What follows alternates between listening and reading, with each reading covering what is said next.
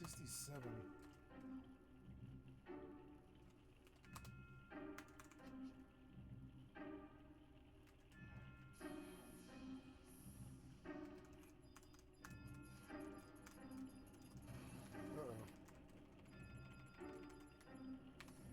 Here's me casting motherfucking Sleep God again.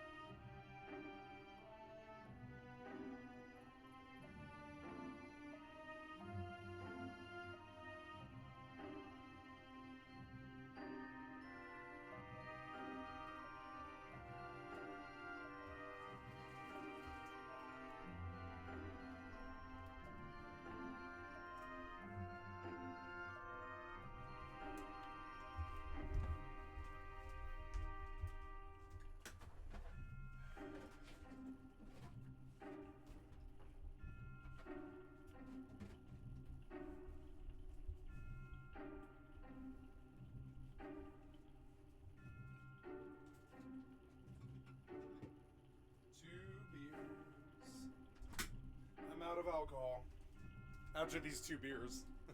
I've got to plug my mouse in. It's out of battery. Here's this other cord going. Yeah, this cord needs to plug into the mouse. Okay, I'm gonna crack a beer. It's beer o'clock.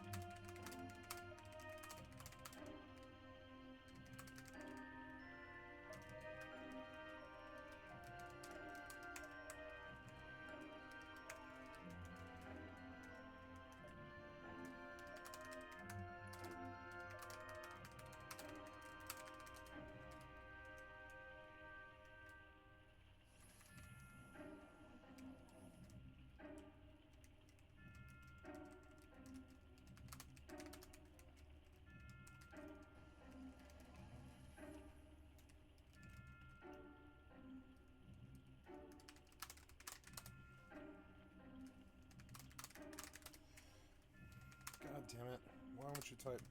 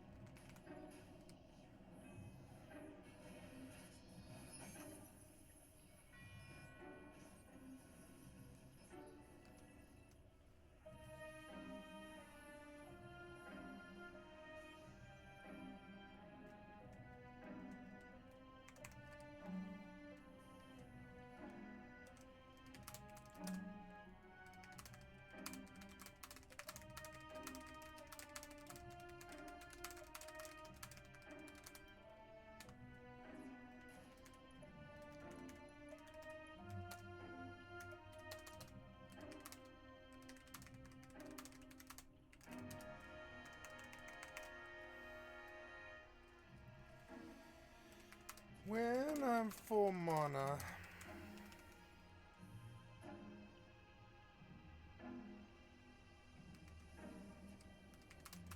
I will sometimes freeze because of no resist. 1700 damage. Oops.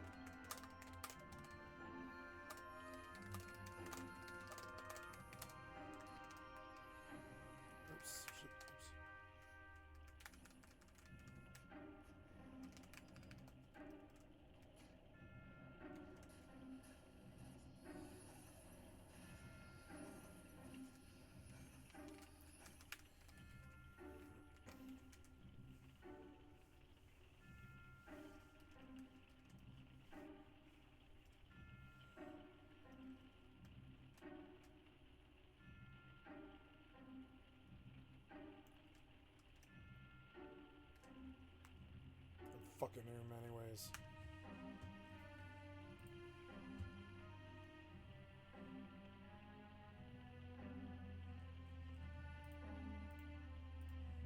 Are you actually uploading these? I don't think you are, huh?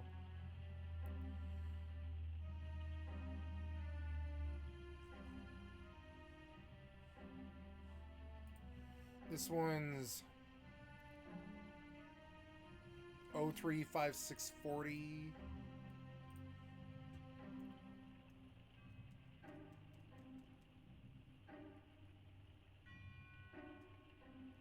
Wow, that's way far back. Yep, do it. Yeah, there you are. Then come back.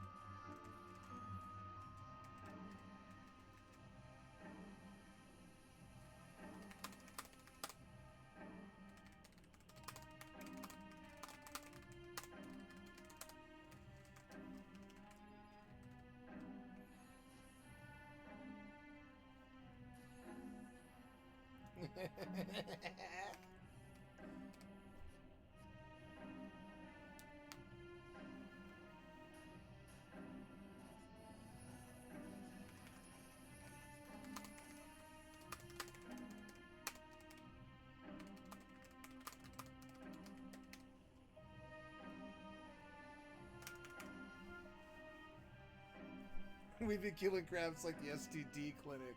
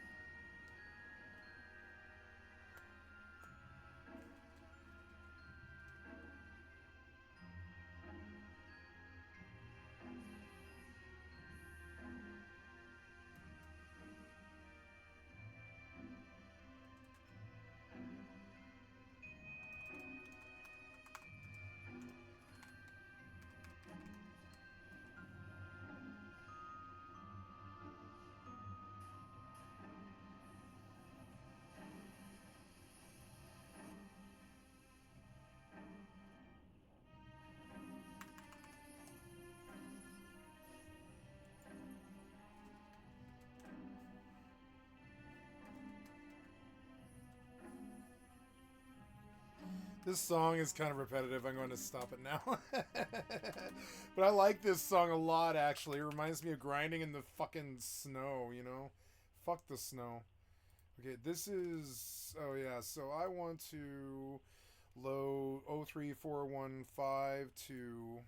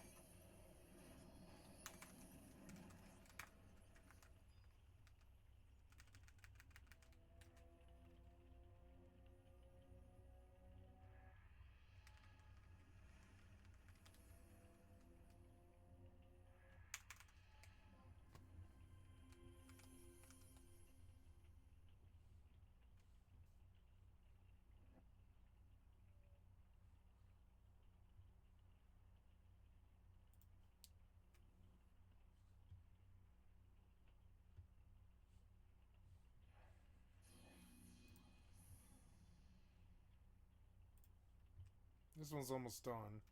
074157.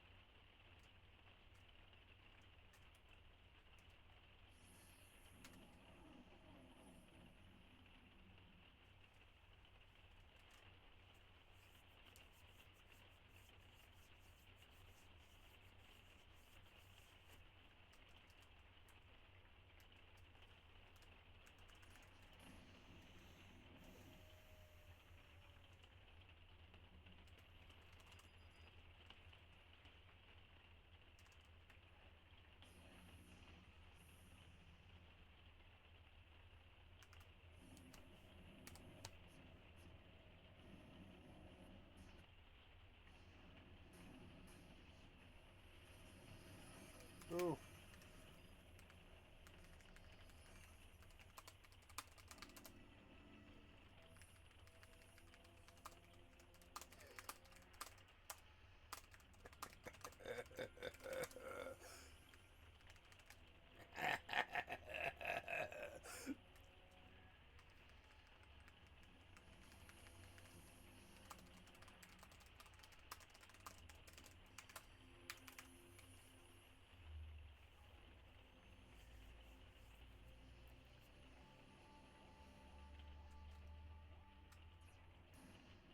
Words will battle with crabs.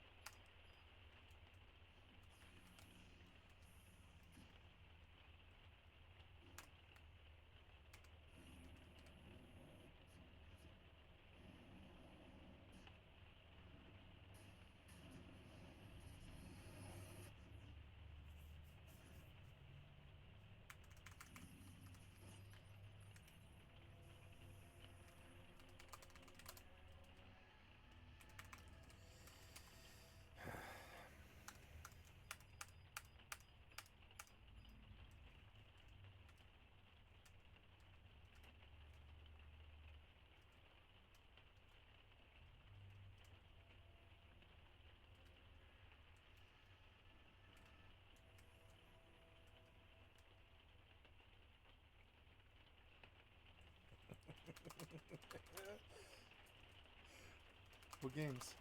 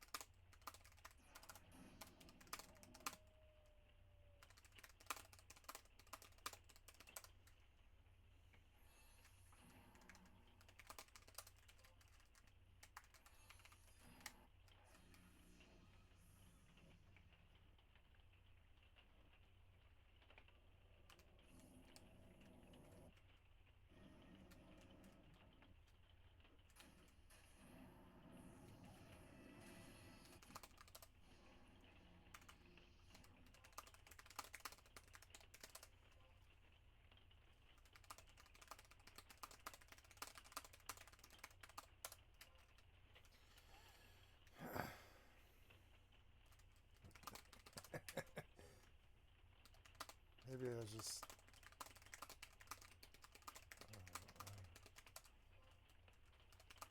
driving and gaming. Gaming is something you do when not driving.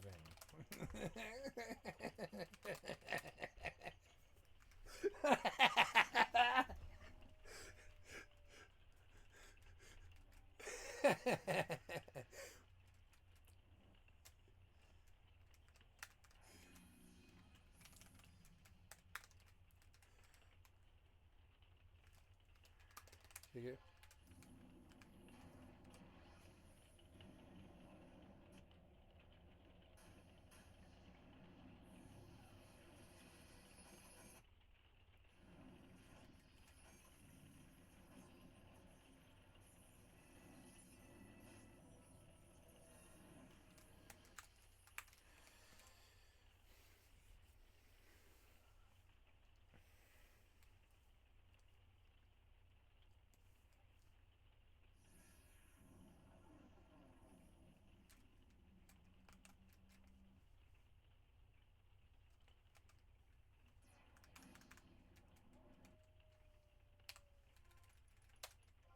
I got 75 today. I got 75 today. I got 75 today. I got 75 today. I'm doing a little dance.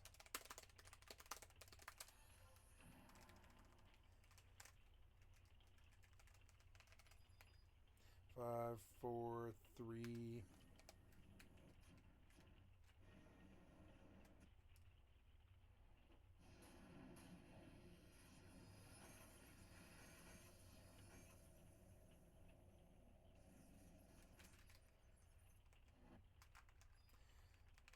$77, really.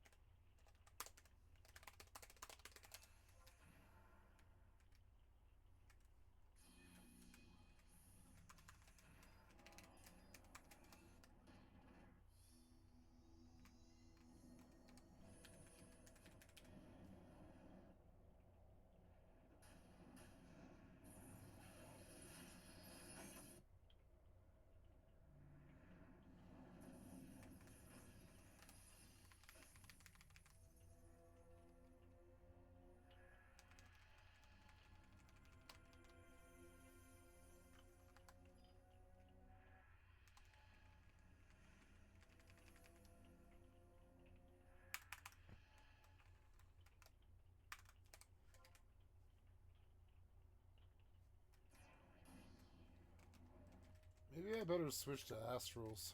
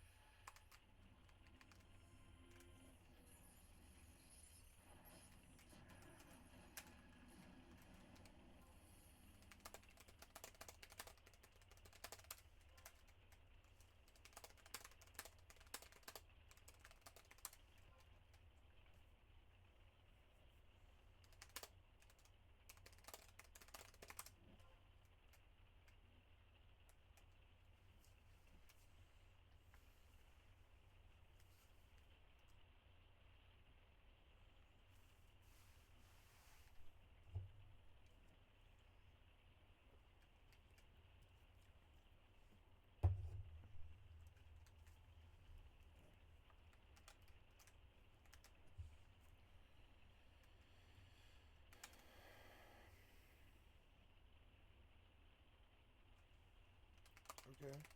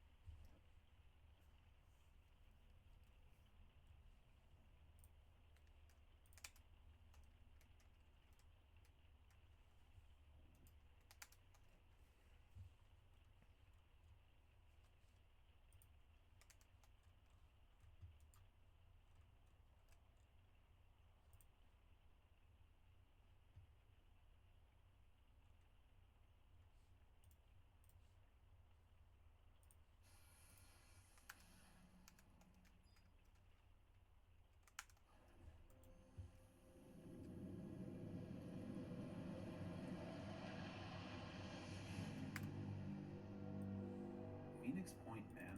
It's had a weird journey. It was announced as a turn-based tactics game with a strategic layer, aka the XCOM model, directed by none other than Julian Gollop himself, director of the original XCOM UFO defense. The first demo showed off a sort of terror from the deep inspired concept with loads of giant enemy crabs, and hype comes easily. It was niche, obviously, but that niche had a dedicated enough following that people were pretty excited. Then, the news dropped. Phoenix Point was one of the first high-profile titles nabbed as an Epic Games Store exclusive. I'm not really here to dive into the controversy surrounding the platform itself, but it took an instant torpedo to the hype. Like, no hate on Julian Gollop for taking the deal, make your bag, man, but you just need to take a look at the top posts on the Phoenix Point subreddit to see, well, Epic Games Store, spyware, tracking down to the new turns. You guys got the money, but destroyed the PSA. Congratulations, issue is that I'm requesting a snapshot with not on sell out to Epic, and yes, that was an On top of all of that, Phoenix Point suffered from one of the most half-baked releases I've seen in recent memory that didn't involve a game being outright broken. It wasn't buggy or anything, it was just kind of incomprehensible. Also hard. Really, really hard. It was the kind of game that had you staring down multiple enemies that each felt like they should be their own boss encounter before you knew which end of the gun was which, so it all just kind of got overwhelming. I bought it at launch and didn't play it for very long. It felt like the game was being overly hostile to live up to its legacy, so after a few hours I set it down. I rarely heard anyone else talking about it, and even when it got a Steam release, the reviews weren't kind to it. And that was nearly the end of my journey with the highly anticipated Phoenix Point. But in the following months, I'd open the Epic Launcher once or twice a week to get a free game and generally not do anything else with it but play Celeste, but I'd often notice that I wasn't able to close it right away because some massive download was happening. What felt like half a dozen times in a row, Phoenix Point was downloading a huge update the size of one of those classic TF2 content drops. Eventually, I had to ask, okay, you've basically downloaded the entire game a second time by this point. Do you have anything to show for it? It turns out, yeah. Phoenix Point is subtly, yet at the same time substantially different now. It's still fundamentally the same game, but the feel of it is completely different. So much so that I wonder if it had launched like this, would it have done anything to save it from premature community death? Maybe not, since the Epic deal could have already done it in. Still, now seems like a good time to see if this game lived up to its legacy. If you're not familiar with the XCOM franchise, then go look up the Wikipedia page, and next time remember to do your homework before class. It's a series that I have a lot of history with, despite it literally being as old as I am. Everyone has one or two games that they're always chasing the feel of, and the original XCOM is one of mine. I'm sure those of you that have played it get what I mean when I say despite its flaws, there's a certain quality to both the chaotic gunfights and the scrappy, scrounging base management that's hard to reproduce. Other games in and out of the franchise never quite get it right, whether they intend to or not. Not that they still can't be excellent games, but you always find yourself longing for that little bit of soul left behind. So Phoenix Point certainly had some promise with Gollop at the helm, and since way fewer people played it, this game will actually take some time to summarize. Short version, XCOM with crabs. Long version, there's there's an outbreak of a disease with a name that's a bit awkward to say in 2022, and a bunch of people wander into the sea and re-emerge as hybridized sea creatures. Society collapses and people retreat into shelters run by three major factions. New Jericho, hardline militarists and crowd haters run by Elon Bezos. Sinedrian, Marx-quoting bleeding heart hippies trying to infight their way into making a post-apocalyptic utopia. And the disciples of Anu, the obligatory, hey, what if we worship the crabs? And at the center of it all, the Phoenix program, remnants of the totally not Illuminati who are out to find the source of the virus and save humanity. The strategic gameplay is a bit like UFO defense mixed with XCOM 2. You have multiple bases around the world, but spend most of your time flying your transports around to various points of interest, scavenging for resources, or networking with friendly factions. Every once in a while, it's time for a ground mission, and we all know the song and dance by now. Take a dropship full of your guys to bring about some old Xeno demise. You have your turn where you move and shoot, and maybe use an ability too. But then your enemy gets the same, and you have bullshit RNG to blame. And if your soldier gets whacked, he's dead, he ain't coming back, and then you sigh and reload a save game. One of the interesting things about Phoenix Point is that nailing down the exact identity it's going for isn't as easy as you'd think. The obvious answer here is just a modern, more faithful reboot of UFO defense, but I'm not sure I buy that. For one, that's basically Xenonauts. Second, Phoenix Point takes an awful lot of cues from the Firaxis games, particularly XCOM 2, for something that's ostensibly a return to the good old days. We have the XCOM 2 style exploration gameplay as mentioned, plus the faction relations like in War of the Chosen. The ground gameplay is generally more old school with a modern coat of polish, but it still has things like special soldier abilities and a lot of similar mission types. And yet none of those connections are quite so direct. Yes, you have the flying around, but there's another layer where you have to scan to reveal locations and some can be returned to. The faction system is more complex than just a way of getting unique soldiers, with a multi-layered alliance system and most of the tech tree being locked behind having good relations with them. And the soldier skills have this point system that lets you use soldier XP as well as a big shared XP pool to, oh wait, never mind, that's just War of the Chosen again. Still though, we can gather from this that Phoenix Point's intentions aren't going straight for the nostalgia play, or to be overtly innovative in its own right.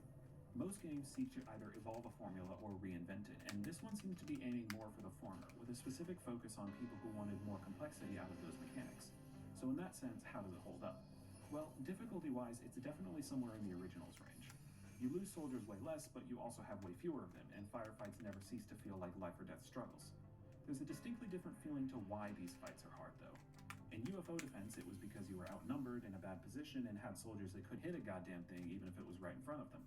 The balance of numbers now feels more like the remakes, but the individual enemies are tougher and more complex, with multiple body part configurations and locational damage. In particular, disregard the importance of armor and you're on a crash course to Crab City. This was one of the things that made the game almost intolerable for me when it came out, and while the difficulty curve has been smoothed out since, it's still important. You know how Fallout New Vegas had that damage reduction mechanic where if you didn't have a weapon with enough penetration, there were certain enemies that were effectively invincible? It's a bit like that. Armor is something you always have to be accounting for, but there are a few ways you can deal with it.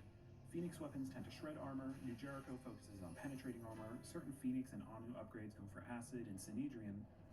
All of this feeds into a rather strange aspect of Phoenix Point's progression that's so simple yet so bizarrely unexpected for a game of its nature that I didn't even realize it was happening until halfway through my first playthrough. Its tech tree is horizontal as well as vertical. What I mean by that is that unlike the normal XCOM rhythm, most of the equipment you can research or acquire through factions is a specialized side grade instead of a direct upgrade. If you wanted, you could go through the whole game with base equipment, though your battlefield strategy would be a lot less optimized. There's still progression, but there are two ways of doing it now. First, there's the direct progression of your soldiers gaining new abilities and improved stats. This does carry the ever-looming possibility that all of the strength you've been building can be wiped in one bad encounter, but it's still there. The second is what's possibly the most brilliant decision in Phoenix Point, which is the ability to develop a singular strategy. Most new equipment may have disadvantages that keep them from being considered straight upgrades, but they could have deadly synergies together.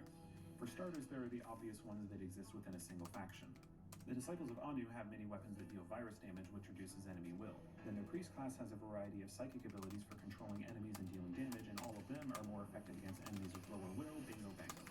But then there are all the synergies you discover yourself. For example, the Phoenix Acid Cannon can soften up enemies, while Jericho's high-damage single-shot weapons finishes them off. Alternatively, use Sinedrian's paralysis technology to let Anu's melee berserkers go nuts without repercussions. It almost turns it into a deck-building game, where having a coherent strategy trumps having individual units that are more powerful. This has kind of been a thing in XCOM before, just with mixed success. UFO defense with its more free-form loadouts gave you some options with how you kitted out your soldiers, even if you ultimately the Firaxis games, most players try to balance the classes, though advanced players may lean more on one or the other. Things like the Long War mod series add a lot more choice, but at the end of the day, your ever-advancing tech level is still there to act as a cushion. Phoenix Point's cushion is much less stable, since it now consists solely of your ranked-up soldiers. Meanwhile, your enemies only get stronger, slowly gaining better weapons, stronger abilities, and this fucking thing. Unlike the launch version of the game, though, Phoenix Point now tells you every single time a new variant is introduced, along with a detailed breakdown of its stats and abilities, so it's never really a surprise when you run into one, and only reinforces the whole deck-building idea. If the weapons are the deck-building of the tactical layer, then the factions are the deck-building of the strategic layer. Despite clearly cribbing from War of the Chosen, unlike Bradford merely saying the factions hate each other, Jericho, Sinedrine, and Anu actually do, and helping one frequently means pissing off another. I'm sure there's some min-maxy way to get them all on your side, but in my experience it's most practical to pick one to hate you, because getting deep with one faction always means taking aggressive actions against another. And since the factions have all the cool stuff, you're much more actively incentivized to curry favor with them. Selecting which ones you go with starts functioning like picking your class in an RPG. You also have to be a lot more proactive in how you protect them. XCOM proper games tend to be a bit ambiguous with their loss conditions. The 94 game made it a general measure of your performance, Enemy Unknown had the whole give us a satellite or we abandon you thing, and 2 had Commander, the aliens continue to make progress on the Avatar project. If we're going to slow them down, we'll need to move fast. Here, your goal is simple. Keep humanity alive. The Coronians attack Havens, which is where the people are, and you lose the game if too many people die, so you have a bit more of an urgent incentive to participate in the old terror missions. I don't think it's an exaggeration to call factions the heart of Phoenix Point's entire macro game. They're your main source of progression, they're how you lose the game, and they're how you win it too. And if you're the kind of person that cares, they're pretty core to the story as well, since they all present different approaches on how to survive and thrive in the newly carcinized world. So, great if you're the kind of person that still debates Empire versus Stormcloaks online. But it nonetheless ties everything together in a manner similar to Enemy Unknown's core rhythm of constantly waiting for your next satellite. In theory, all this could give Phoenix Point much more replayability than any of the other games in the genre. While obviously there's still an active community playing and replaying all the XCOM games, personally speaking, a lot of my love for them comes from memories of my first playthroughs, where I was genuinely going against a dark and unknown force that I was constantly learning new things about. All of these games get substantially less challenging once you know what's going on because the obscurity is part of the challenge. But in Phoenix Point, it isn't. Now you're explicitly told how everything works from the outset, similar to Doom Eternal slapping an info box in your face every time you meet a new demon, which tells me that the intent is similarly not for individual enemies to be the meat of the challenge. Instead, it's more about how everything interacts, so the game kind of over-tutorializes itself to make sure everyone is on the same page before it starts throwing the acid worm artillery beetles at you. I think this contrast is part of why the game struggled to find an audience, even after the Epic Store drama. Taking a quick look at it certainly invites you to think of it like the Firaxis games, with the smaller squads of more customizable soldiers. It's very easy to come in expecting that kind of experience where you've grown your own crop of cultivated badasses, and it smacks you in the face when you realize it leans more towards UFO defense-style brutality. But it would be a mistake to say that this is entirely on the audience for having the wrong expectations. There's a strong feeling throughout Phoenix Point that the game is at odds with itself, and not just because the now incredibly important enemy introduction slides weren't even a thing in the original design. For a microcosm of it, look at the soldiers. UFO defense was the kind of game where you could take one step out of your landing craft and immediately get shot and killed by an alien that you couldn't have possibly seen or prepared for. It was brutal and unfair, but to compensate, it was forgiving of your mistakes. In certain ways, if you knew how to play right. One of the biggest ones being that rookies were so easy to replace. In Phoenix Point, death comes similarly easily. The game is constantly throwing new enemy variants at you, way faster than any other variant of this formula. Attacks can quickly cut down your troops, or just cripple their arms and make them useless so often even the Darkness Devil tells them to chill out. But this time, soldiers aren't so easy to acquire. You can't order them in bulk anymore, they have to be hand-picked either from a very limited recruiting list or from individually visiting allied havens. This game straddles the gap between UFO defense-style disposability and Firaxis-style fawning over your favorite shooters, so it's easy to see how awkwardness can result from that. Phoenix Point was sold on its connection to UFO defense, and at launch you could really feel it. If you ask me, the post-launch updates have made it significantly better, but there's been a loss of signal clarity. Games with identity problems rarely hit a mass audience, and with the hype cycle being so core to games being hot these days, ones that reinvent themselves are even rarely successful. I can't promise that Phoenix Point will be even if UFO defense is your jam, but if you were skeptical about it in the past or tried once and got burned, I'd say now's the best time to give it a chance. Either because you might like it, or just to see what could have been. Because in another timeline, I think Phoenix Point really could have been the start of something. It still has a community, but it's a quiet one compared to UFO defense, the reboots, or even Xenonauts. All of those represent their own takes on the classic formula, be it slowly dragging things in a more character-driven direction or a refined but ultimately faithful approach. Phoenix Point had the potential to kickstart an entirely new evolutionary line with a much more calculated approach to strategy, a line with sequels and imitators that press all of the flaws out of its ideas and vary the core concept just like the original 94 alien-killing masterpiece. Could we still see this one day? Time will tell, but I'm not loving the outlook.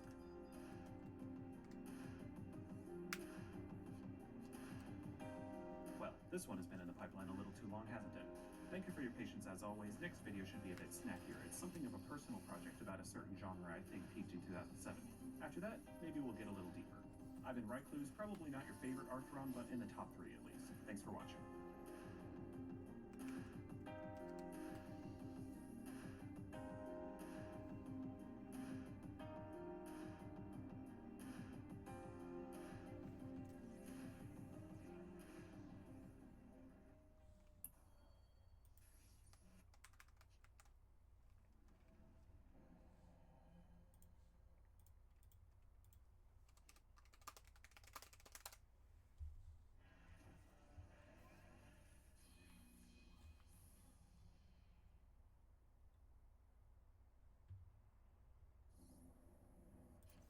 Nope.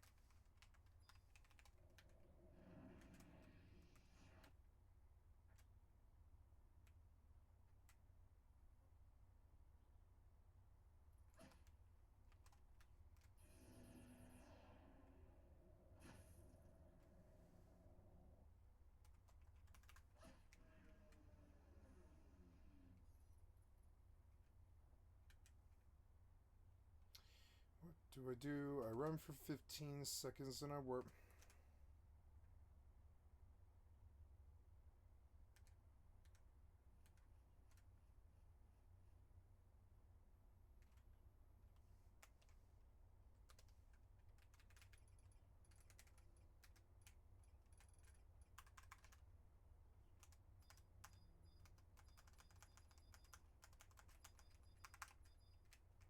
Why aren't you moving?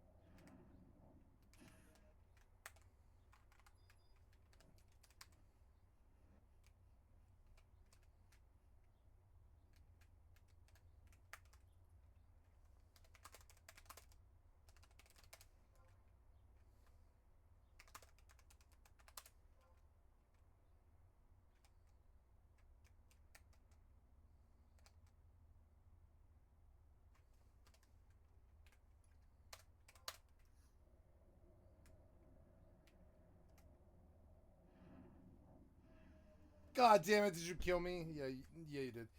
Oh, well, I don't care.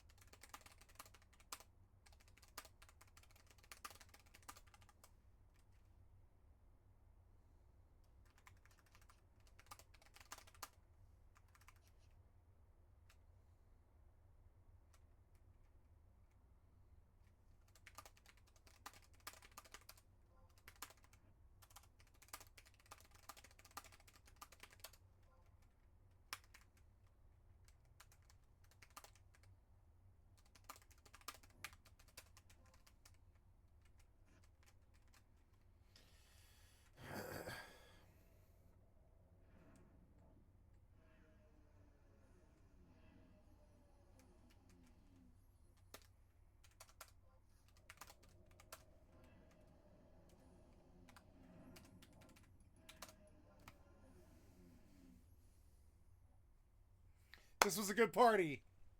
Why is my camera off? My fucking camera is off. Why is my camera off? Oh, you fucked up my camera. You did. You fucked up my camera. Why did you fuck up my camera? I'm sorry. I had my camera frozen and I didn't realize. I don't know how long that was either. I'm sorry. Teleport Holla, can I have it 1000? I mean, I can. Oh, but no, I don't have the right sub.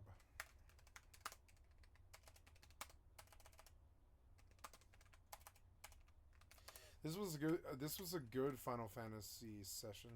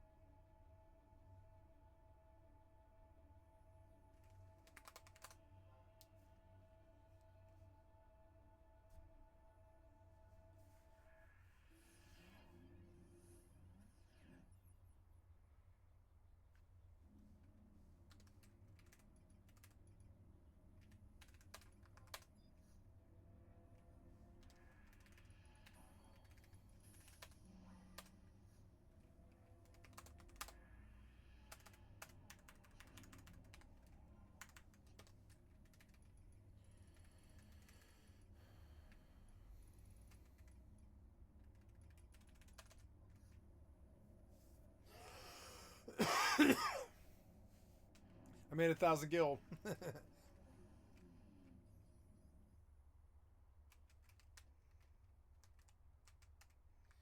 gonna go switch to White Mage and just sling some tellies for a little bit of money, right? Yeah, why not? Sounds fun.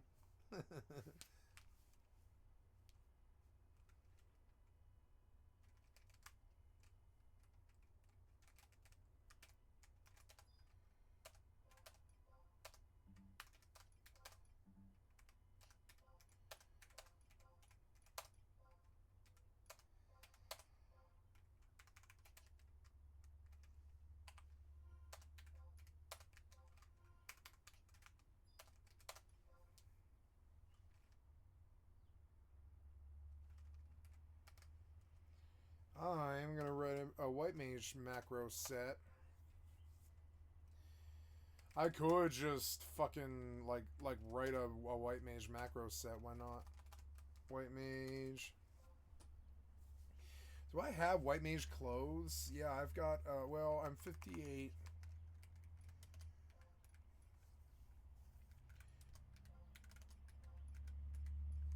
Oh yeah, wow, yeah, I pretty much do. I pretty much do. I don't know what I would use for a like a. Oh yeah, like I guess it would be light staff and a dark staff. I don't know if I own a light staff. I don't think I do.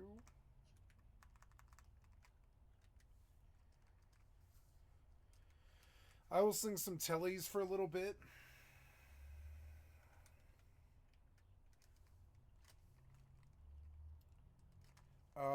Yeah, I wonder how hard it would be to get a White Mage set together.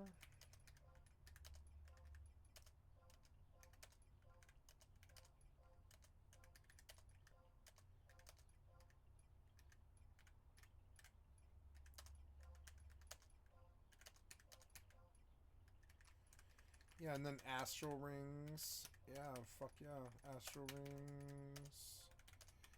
Phantom earrings are a bit too high, but we could do optical and bat earrings. for the neck. Yep. And then for the head, I don't think I have anything. Oh, I have a Seer's Crown. Yeah, Seer's Crown is good. What can I do for... Oh, yeah, Dark Staff. Just wear a fucking Dark Staff. I guess I have to buy a Light Staff. I will queue for White Mage.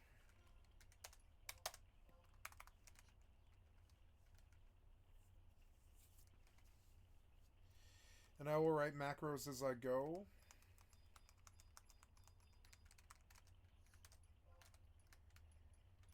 Gonna sell these silver ingots.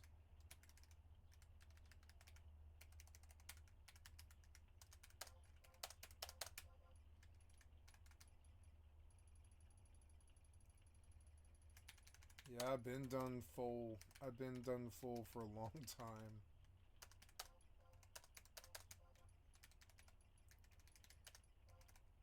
Oh, look, the price of copper went up really high, too. Look, the price of copper went up really, like, the highest I've ever seen it.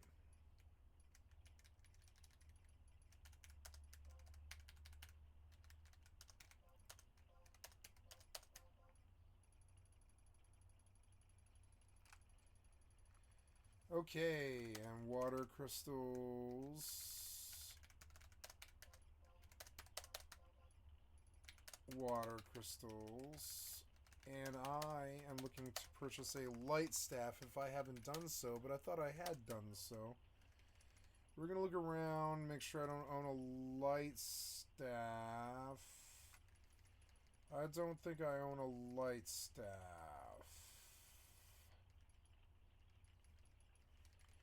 I'm sure I've got other white mage stuff there, like the healer's duckbills are really good. We should go get that. Yeah, because those aren't good. Yeah, like what I'm wearing is not good. Seer's slacks. Yeah, I'm up looking under white mage. I've got to write macros, but I also need gear. But I like the pressure. Teleport Mia, can I have it? See Almighty Tron. Oh no, he already got it. So, okay. Bastock mission 5-1. I'm 6 though. I'm level 6.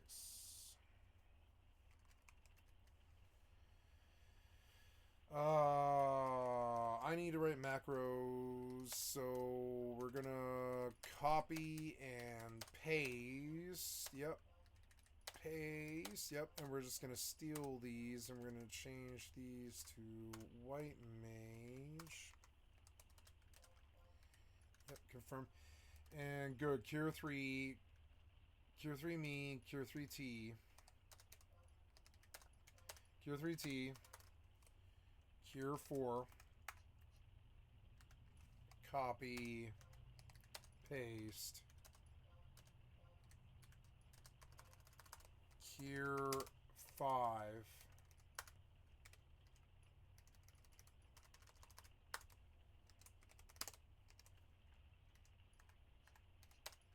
Cure 4.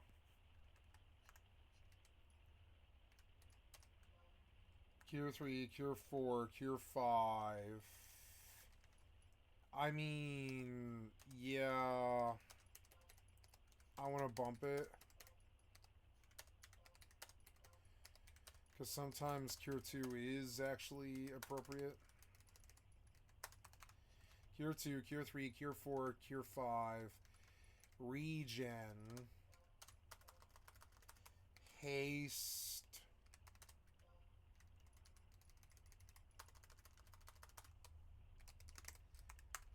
Right, haste. I don't know what else. Protectra.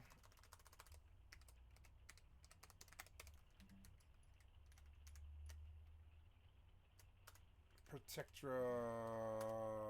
Protect is MA. Protectra, probably 3, I would think. Protectra 3, is it? Or is it 4?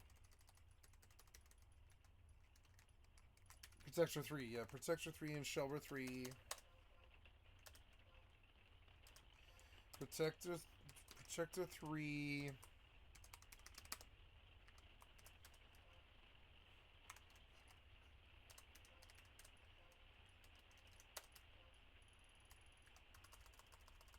Shelra 3.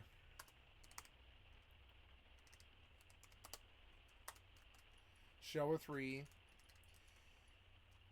Yep. I think that's good. Yep. Protector 3. Shelra 3. Battle buff, which is Blink, Stone Skin, Aqua Veil, Blaze Spikes, and I want it to be Regen.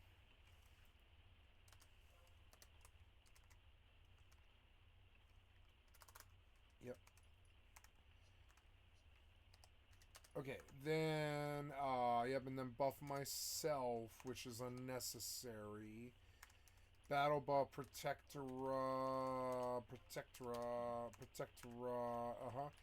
and then battle buff, which is Blink, Stone Skin, Aqua Veil, Blaze Spikes, and Regen. And then buff, which is a self buff. We don't want that. We want, we're gonna clear all of these lines.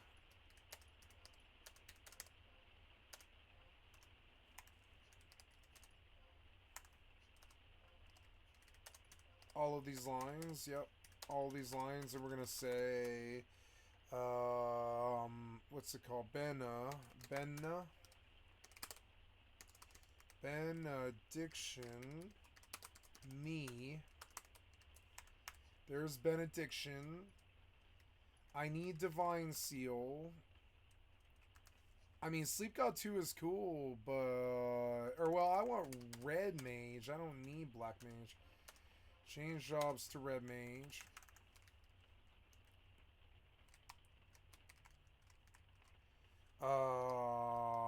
And your gear got all fucked up again.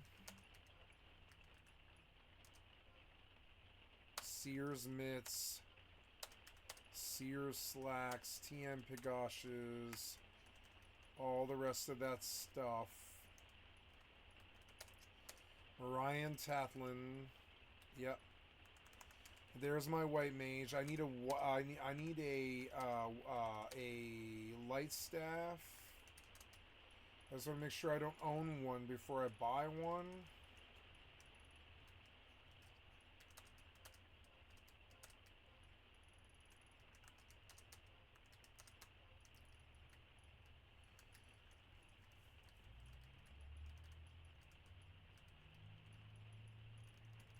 Yeah, I want the trick staff because, well, not the trick staff, but what is it? It's like the, yeah, the other staff. I want you to sort all this. I should have another trick staff beyond that. Well, yeah, just bring the trick staff. It's fine. But I have another staff. I don't know why I don't see it. This shield. Yeah, no, I need to buy a... Wow, I own a Halberg? When did I buy a Halberg?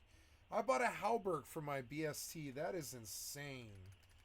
That is just insane. That's like a million-ish just sitting, or million gil just sitting right there. So, oh look, I have a stack of dark clusters and a stack of ice clusters. That's real good. That's like fucking 50 grand right there. So yeah, but I don't know what else to do with this stuff. In here, there is some boots. Yeah, I think if I go into equip and I go to boots and I try to go to my Mog wardrobe, I'm gonna see. Oh no!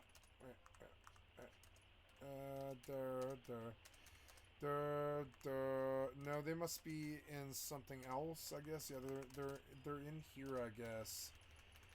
There's a healer's Pigoshes or something like that I'm sitting here on.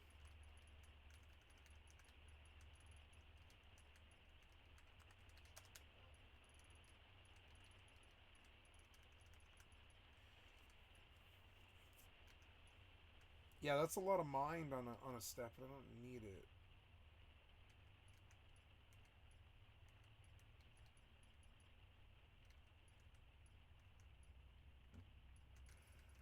Oh, I can access the storage from my thing. That's cool. I didn't know that.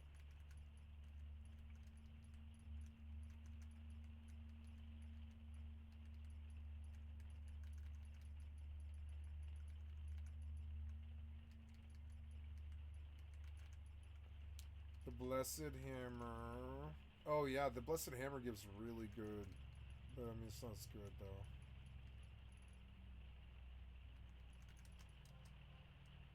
Rock Salt.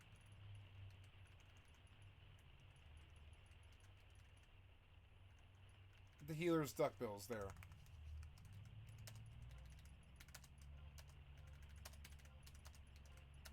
There we are. There's my complete White Maze set. Now we have to write macros. So I don't need this or this. I don't get this spell.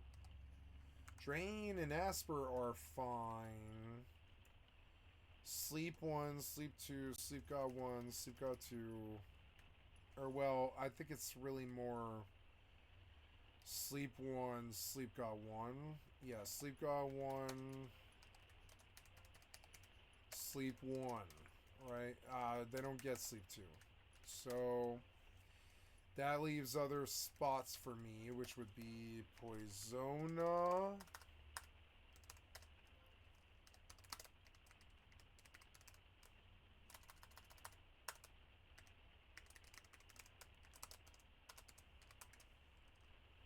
Poisona.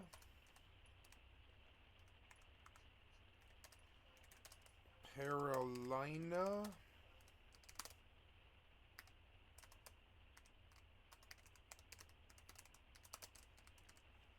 Ugh.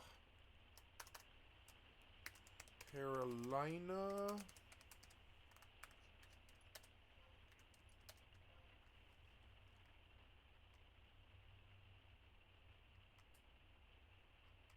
Silena.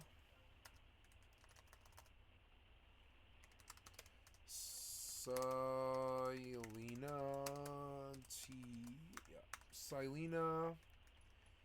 Then, oh yes, Erase. Erase.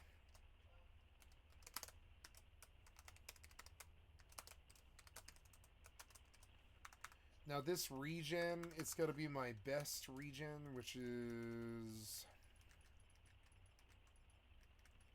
region 2.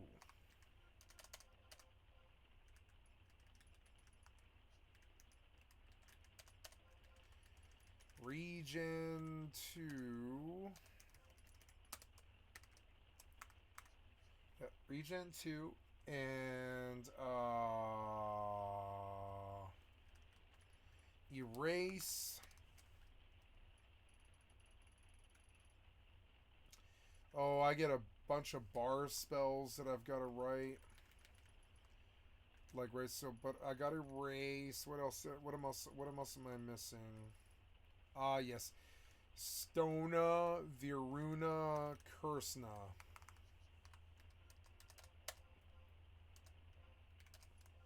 Stona.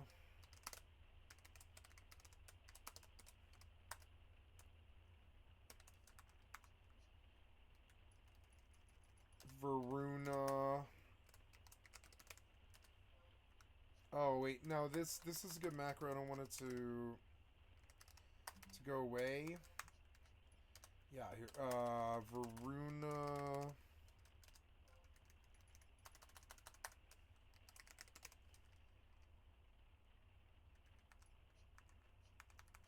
She needs a particular cookie macro.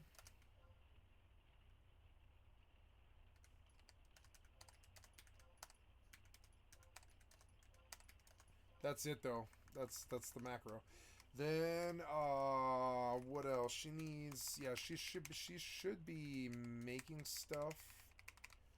Oh, my inventory's full, is it? Okay.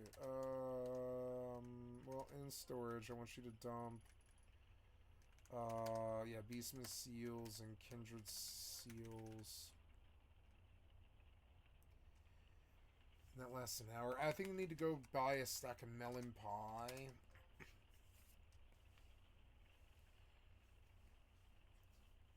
Oh, I don't know. Like,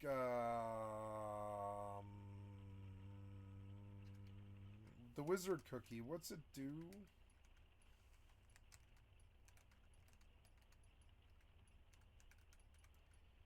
Oh, yeah, no, that's really good. It's way better. The Wizard Cookie's just better, so whatever. I need to buy a light staff, like, pretty much right now, or I'm going to get caught out. Varuna, Kursna. So I want Holy at my disposal. So we're going to pull Stona out and place it here. Yeah, Stona out. And we're going to replace it with Silena. Carolina's going to go here. Porisona's going to go here. And I want this... Oops. Yeah, I want this to be Holy. Holy...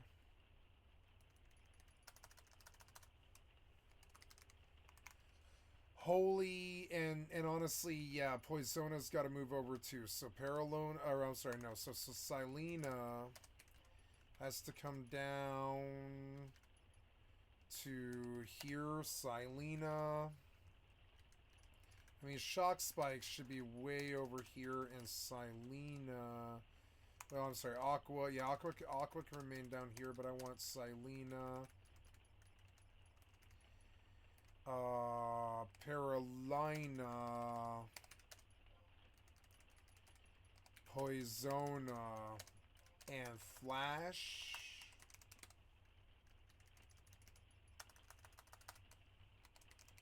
Flash. Then, I gotta make sure, first of all, that I have a light staff. Which is the most important staff for what I'm trying to do. Light staff, 28 of them. They're 10 grand. Nice. That's not bad. Buy me a light staff. They're cheaper now. They used to be 100K. I'm so glad. Okay, I have a light staff, which is good. So we equip that. Nope. We go back to inventory and we do light staff. I want all of these abilities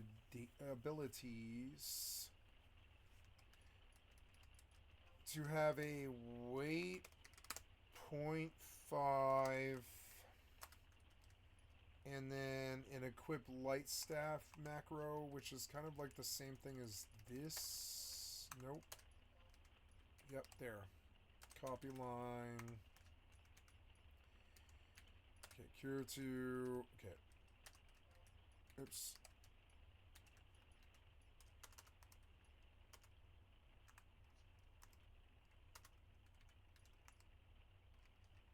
Ugh.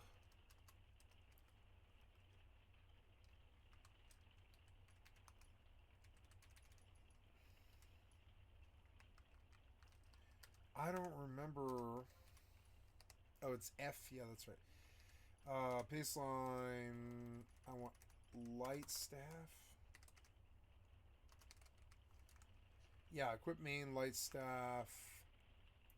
I think it would be easier to just copy this, paste this, paste this, paste this. And say cure 2. Cure 3. Cure 4. Cure 5. Cure 5. Yep, and that's all good. That's all my light stuff. So now on this bar somewhere should be my divine seal. Yeah, I'm learning that, like, honestly, on the main bar, I can't actually afford to use these cleanse spells. So Paralina got moved. Poisona is getting moved. Except for Runa is where Poisona should be.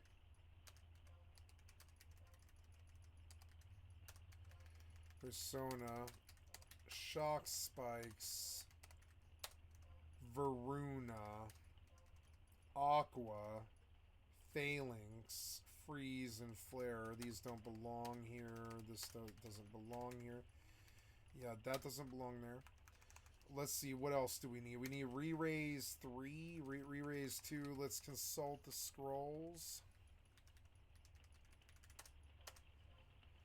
Is there anything that I'm missing? Barblind, but that's a red mage spell. Deodorize. That's it. Re-raise 3 is level 70, so no, I don't have to worry about that for a little while. Re-raise 2, raise 1, and raise 2. R1.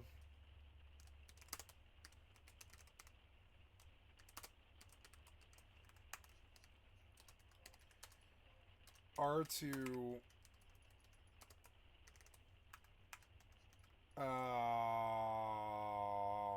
R1, R2, RR1, which is like the same thing as this spell. RR1.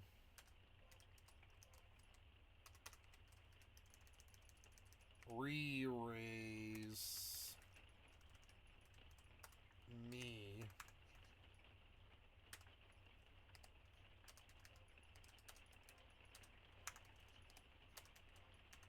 RR2, re-raise 2, re-raise 2, Aqua, yep, re-raise 2. This sit, it doesn't really belong here. RR1, RR2, did I miss anything? We're gonna really recheck. Poisona, Blind. I think I missed Blind. So, Poisona, Blink, Stone Skin. We're going to take Blink down here. Stone Skin. Poisona.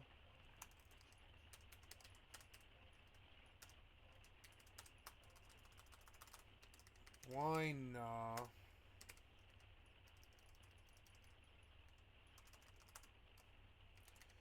Blind nah, right?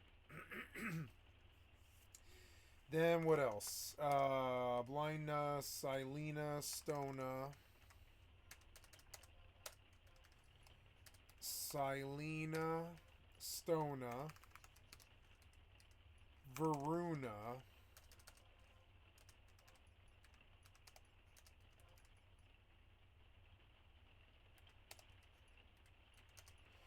Varuna. Oh, Poisona, Paralina. Oh, oops, okay, so...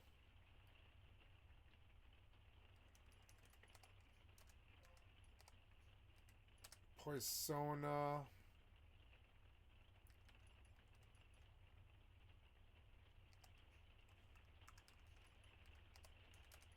Paralina... Silena, Stona... Blina, Silena...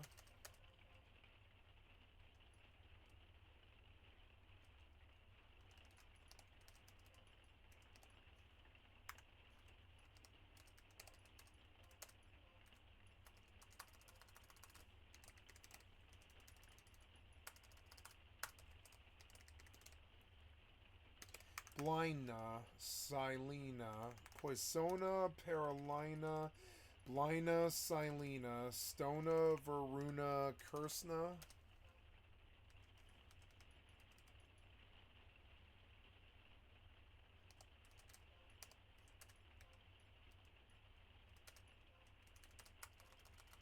Stona.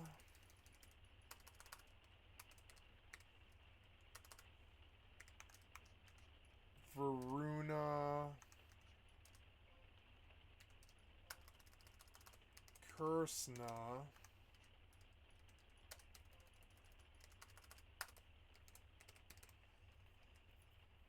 Kursna. Silena, Stona, Varuna, Kursna.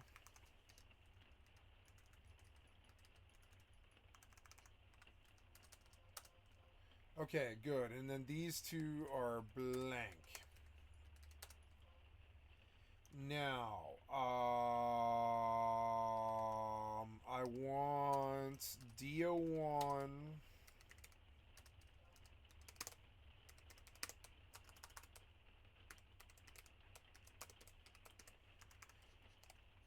And Dia2. I want Banish 1.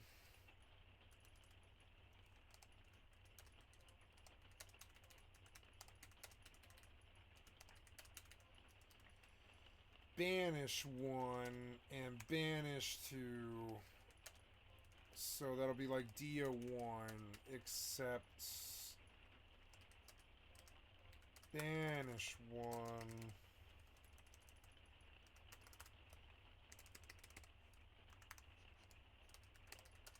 Banish 2. Banish 1, Banish 2. Banish Ga 1, Banish Ga 2.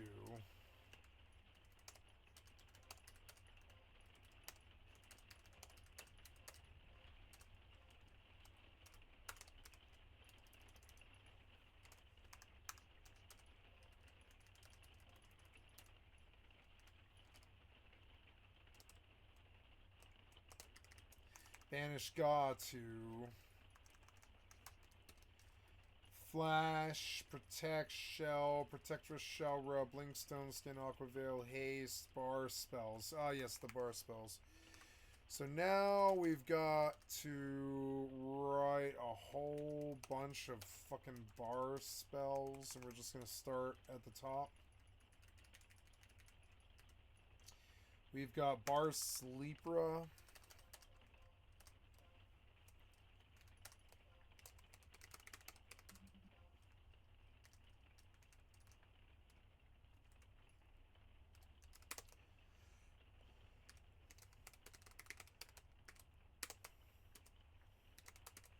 Bar Sleepra.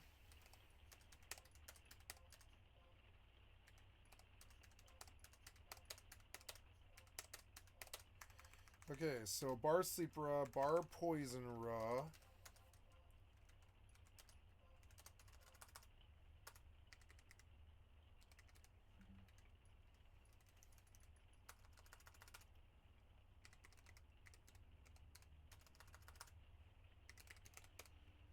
Bar Poison Ra. Bar Sleep Ra, Bar Poison Ra, Bar Paralyze Ra.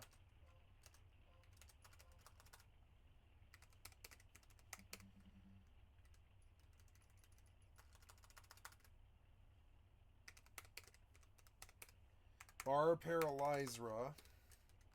Bar Blind Ra.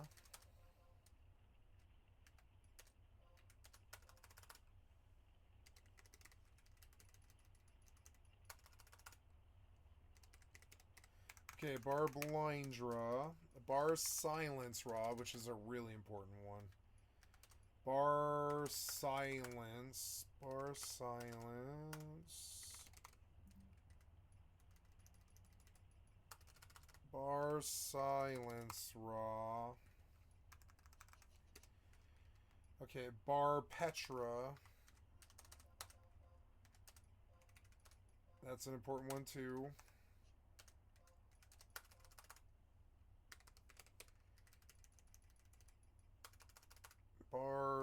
Bar Petra. Oops. Bar Petra. Yep. Bar Petra. Bar Vira.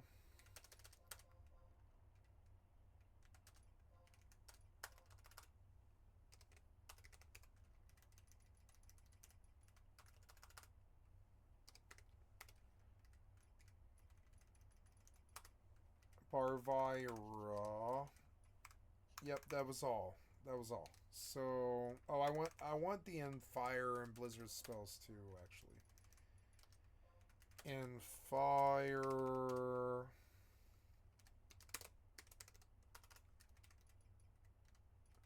might need those. And fire.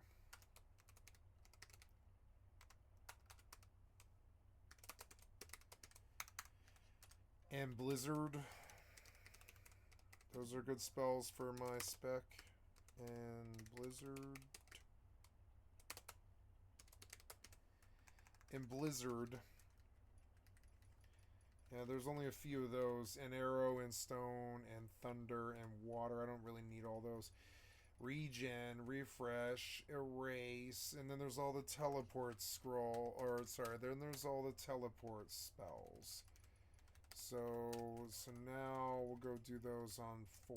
So we have teleport, holla. Ah, what'd you do? Ah. Holla.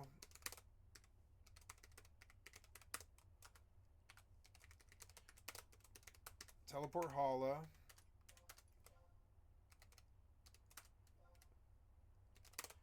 Teleport. Oops. Teleport. Dem.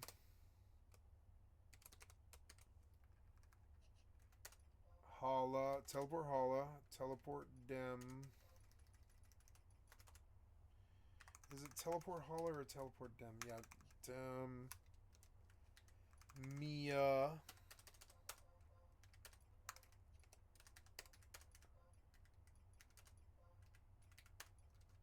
Look how long it takes to write these fucking macros. It's so annoying. Teleport Mia. Teleport Yote.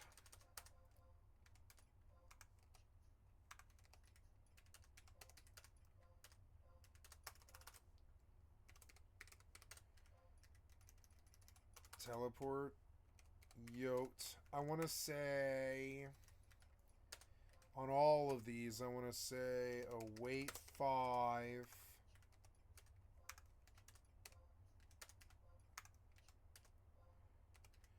I'm good at writing macros, but it's not my favorite thing to do. It's fucking annoying. Okay, so holla, wait 5. Thank you.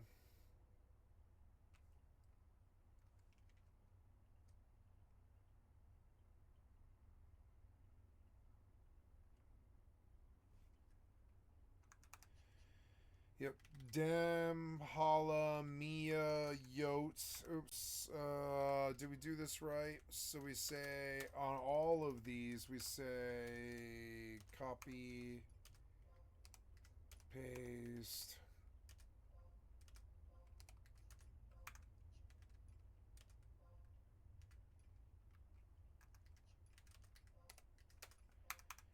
Thank you.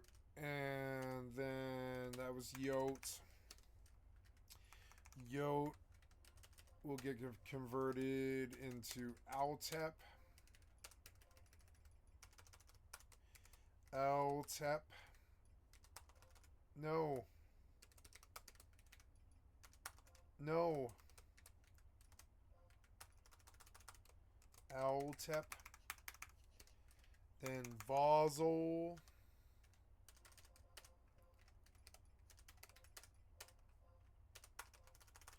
Vosel.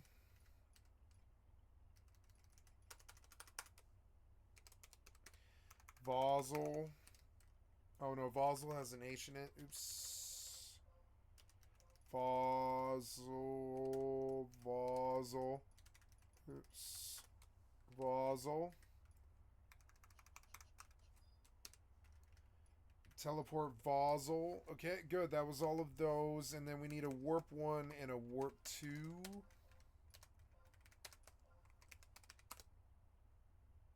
Warp 1. MA. Warp. Me. Wait. 0.5. Or, well, no, wait 2. P. Thank you. See you again. Right, warp 1. Copy. Warp 2.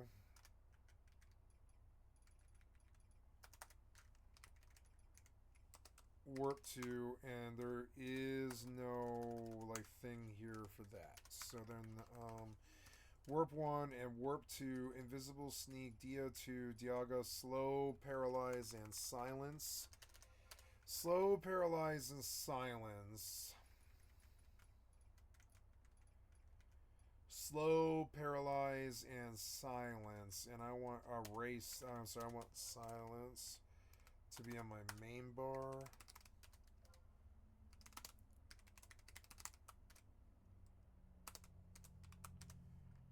And then on my other bar, I want para.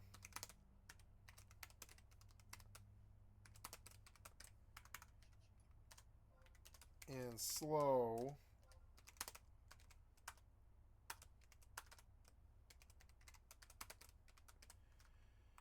Okay, slow, para, slow, right? But I think actually, as opposed to a holy, yeah, I don't think I want holy on this bar. I want holy way at the end, yeah, where I can like get to it. But I don't think I want holy here. I want a dot macro. Copy, paste. This is blind, paralyze, baya to, poison to, and burn.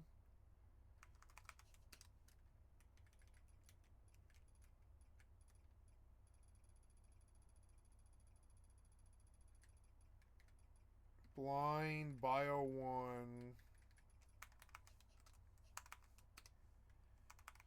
Okay, blind and bio 1 and DO2. Blind, paralyze, DO2.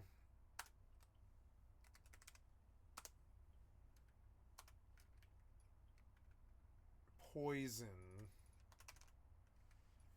That's it, I think, yeah. I think that is it, actually. Yeah. Blind, oh no, it's slow. No, poison's the last one, but slow.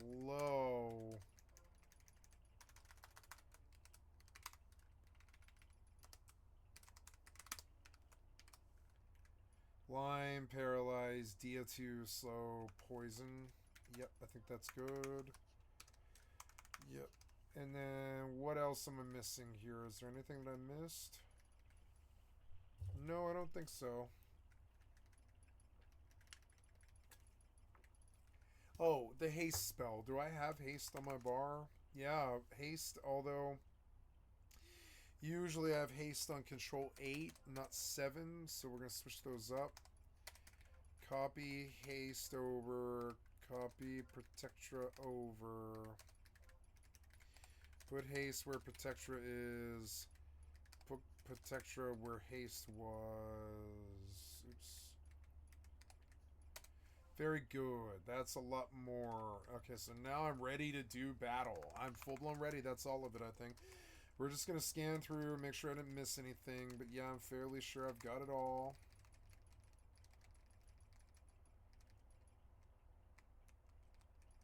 Yeah, I've got it all. Fucking got it all. Got it all. Nice. I've even got the light staff. So on my chest is a level 50 tactician magician's coat. When I get to 59, I will be able to wear the royal cloak. See all bosun. Oops, what did I mess up? See all bosun, I missed him. Oh well, that's okay.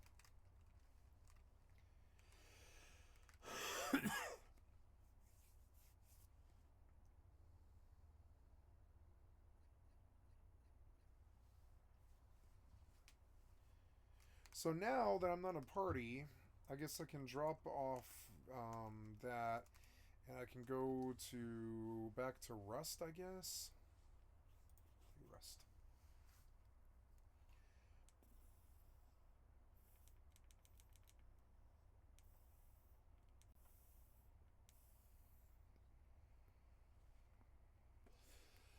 Let's go to Eve and see how much money I have. I have a whole bunch of ships that I've got to post, and I've got a bet too.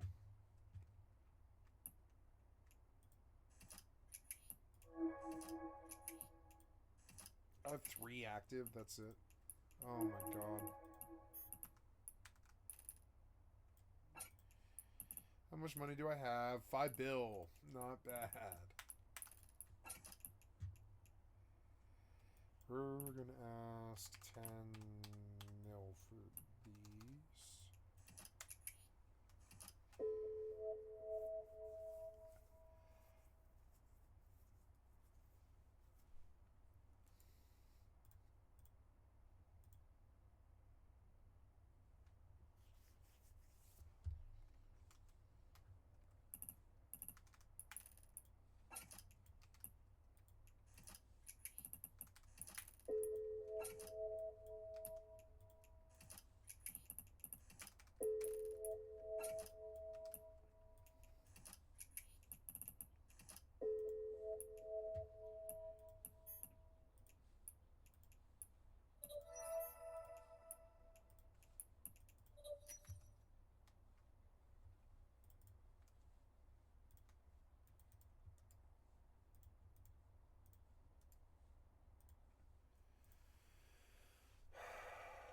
Two people on.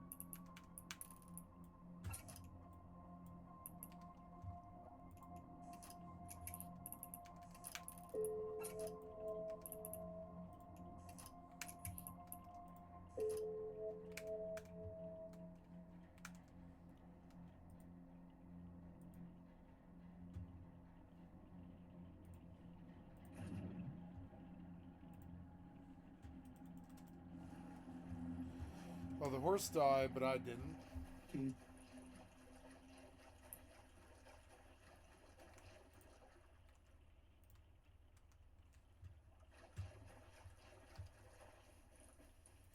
Well, that's good.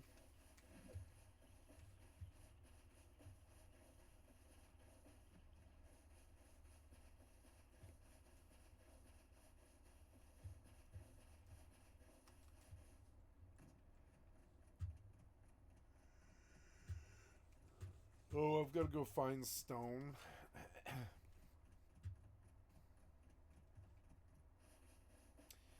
Usually I wouldn't wait this long to get an invite.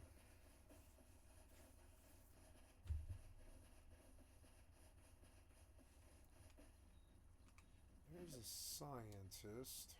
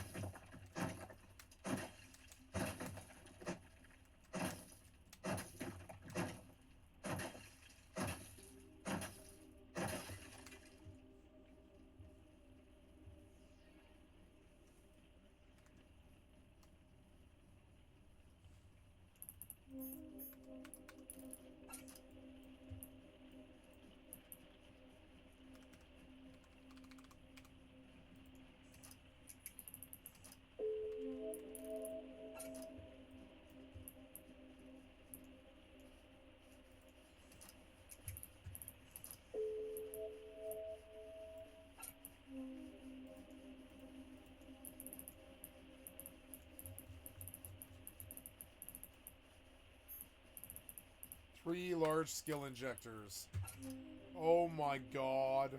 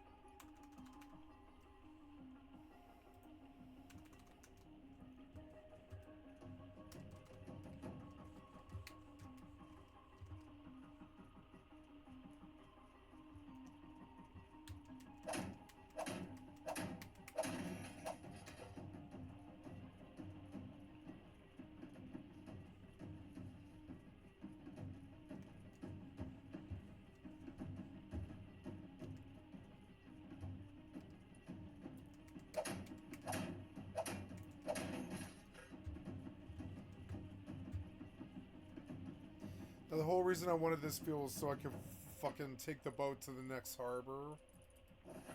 Which I guess I will do.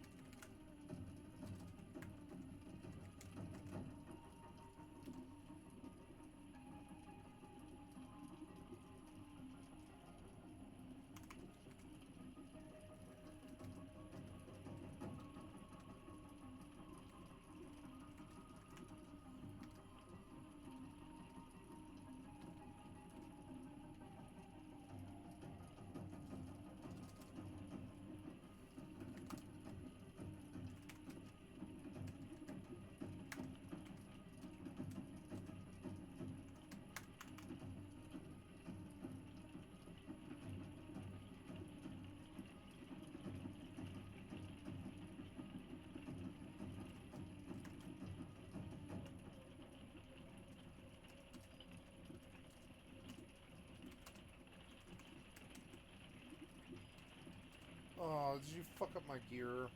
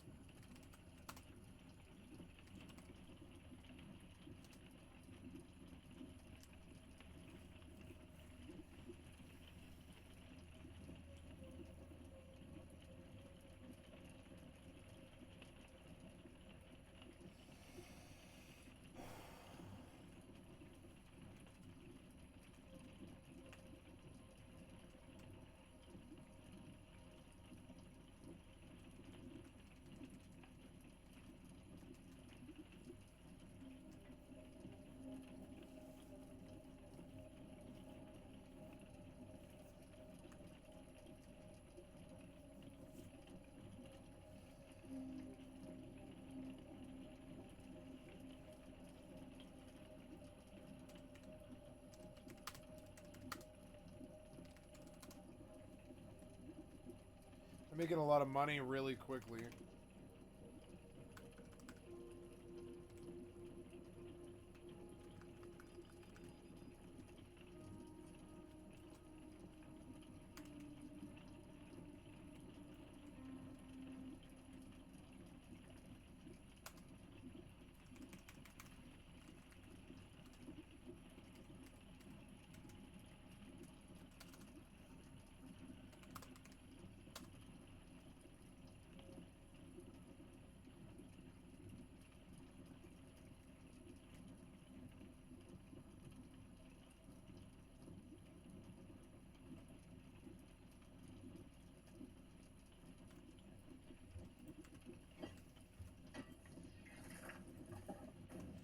102 fuel is good.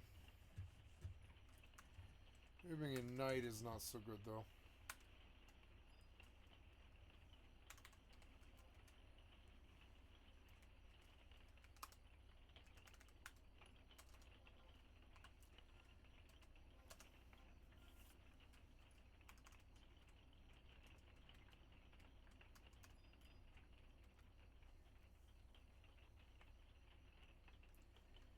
Make a lot of money as a white mage.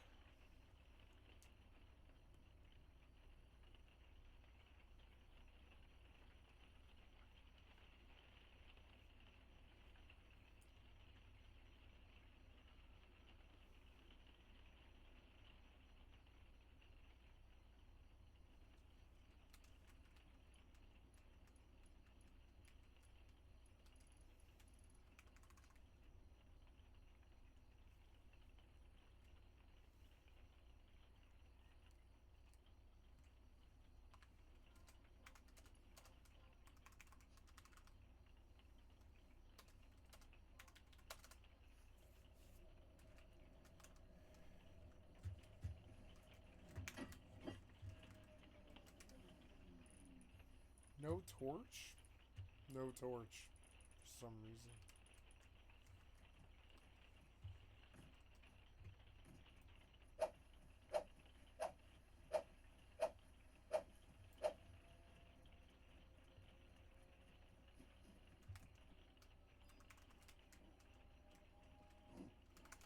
Oh no, run.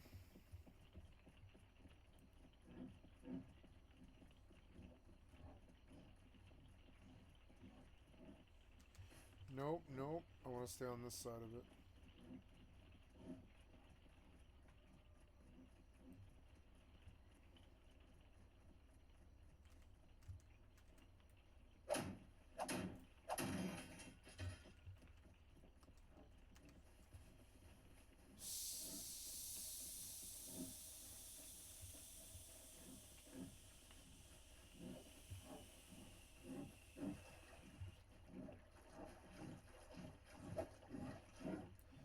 No! Aw, really? Damn it, that boat! Oh no, I'm gonna die right here. This is a terrible place to die. God damn it. I have 100 fuel. I've got to remember, like, I'm on the wall by the ladder in harbor. Damn it. Why am I so low?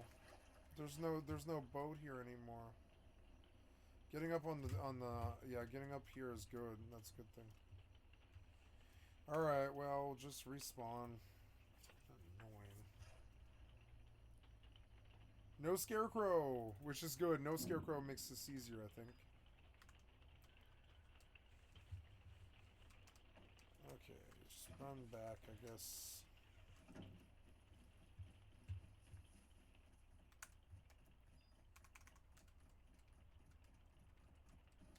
Oh, I need to go zone.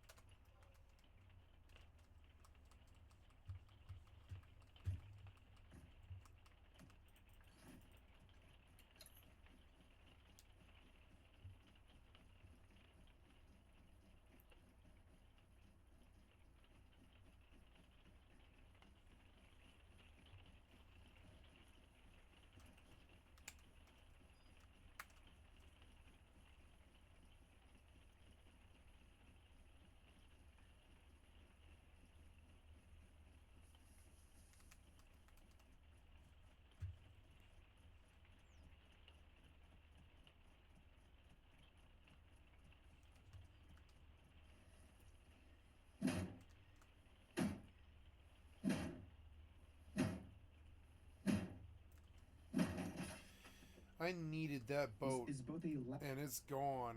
I needed that fucking boat, and it's totally gone.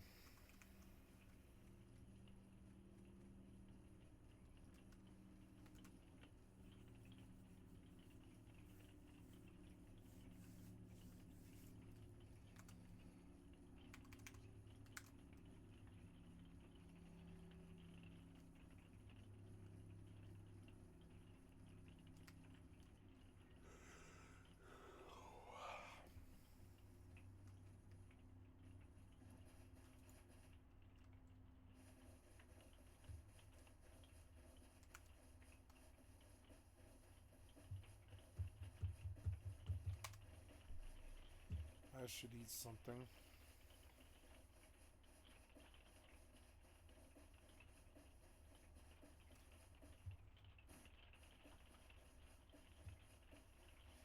Yeah, it's 4:30. I've been drinking all day, and oh, there's another beer right here, huh? Yep. And yeah, it's warm too. It sucks. I shouldn't have taken this out of the fridge. I don't know why I did.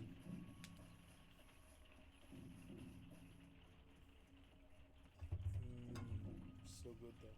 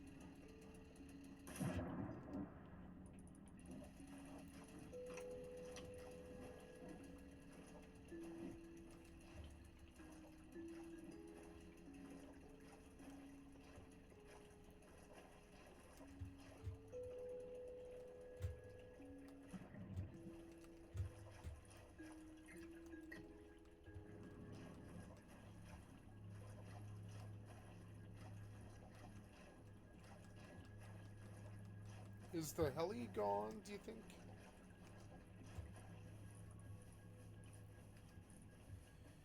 I could probably repair it. Oh, I didn't see it. Yeah, it's probably gone.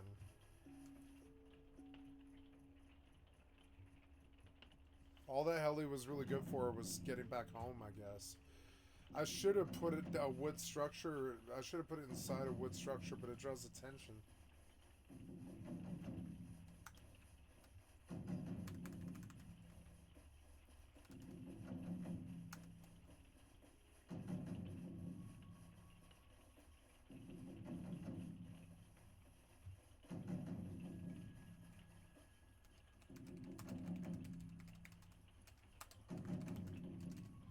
Treasure hole.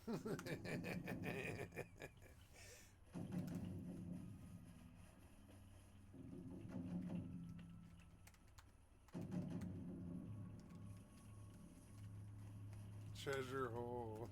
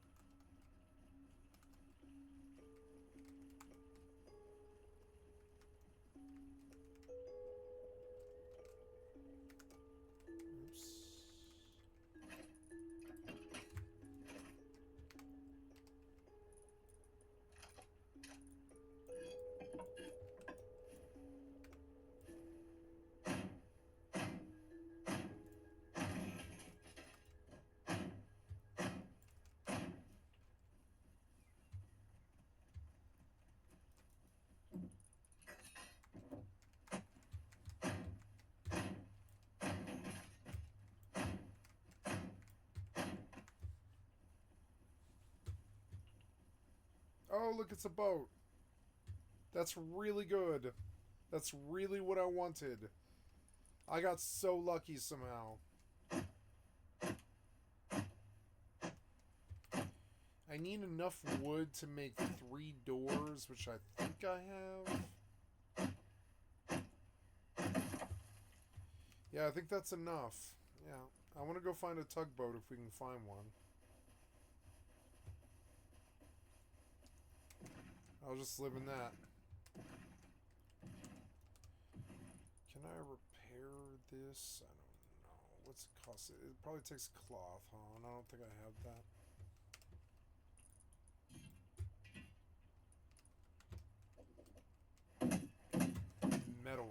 18 of them, and I don't really have that.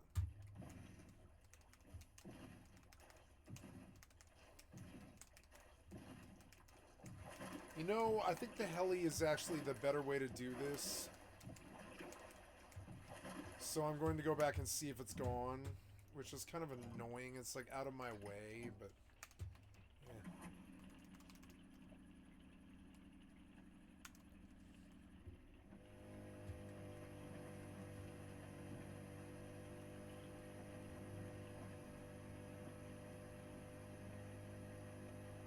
The game's beautiful with lossless scaling. The game in full frames is quite beautiful.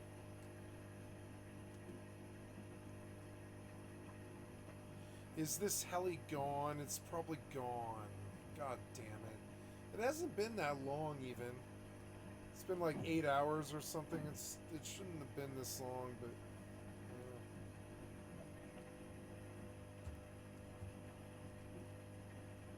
yeah, where do I live? I live like right there. Yeah, I don't think I see the heli. That sucks. Stop here. Yeah, stop here where I can still get out of this. Yeah.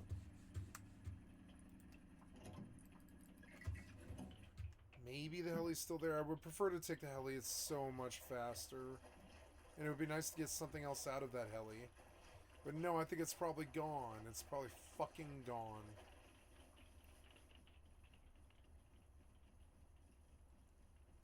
Probably fucking gone, huh? No, no, it's still here. It's still here. Oh, can I repair it? Yeah, I probably can. What is your health at? 175. It's still good, though. It's still good. Oh, that's so good. That's so good. It's 9:50 in the morning. It's a good time to do this, too. Here come... yeah, yeah. Do... No, I want all that. I want you to... yeah, I want you to load. That's a pig that I hear. Yeah, and I kind of need him, too. That sucks. Where are you, pig? Oh, God. I killed him. Whew.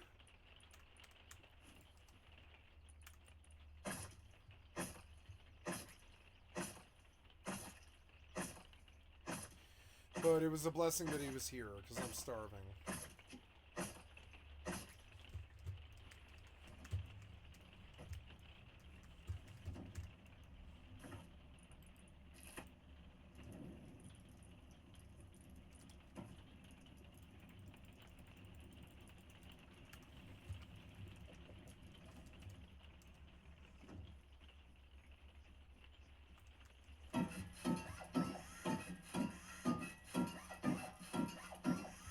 This is gonna save so much time.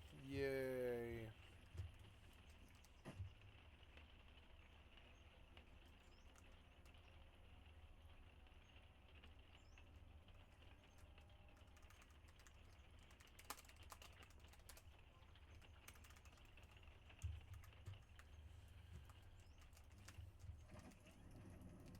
So, I guess I want to dump all this, except for the fuel. Yeah, that's about right. Okay.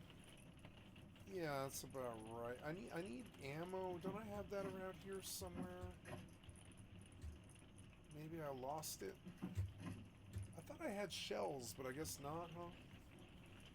Alright. Well, now I need to eat this food.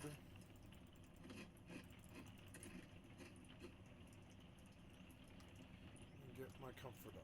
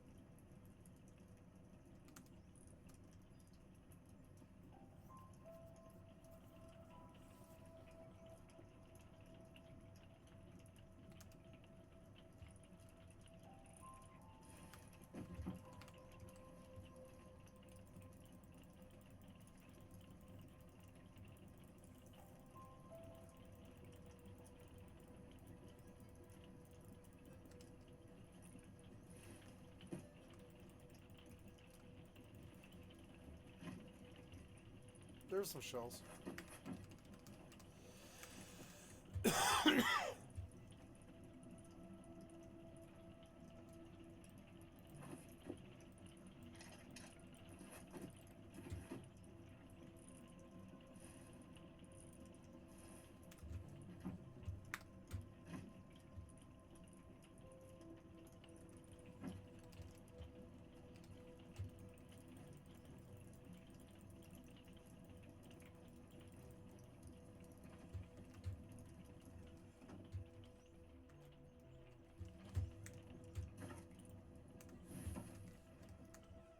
Four people.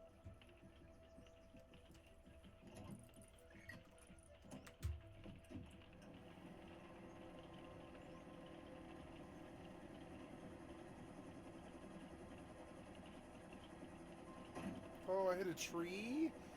Oh. I should have brought metal frags. I didn't even fucking think about it. I didn't bring wood either.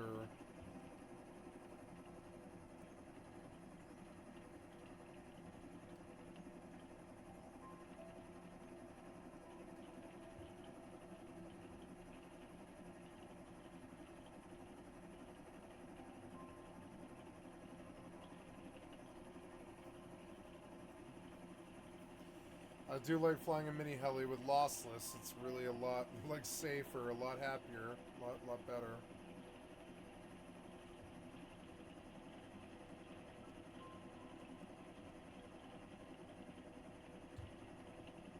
I'm gonna go to each harbor.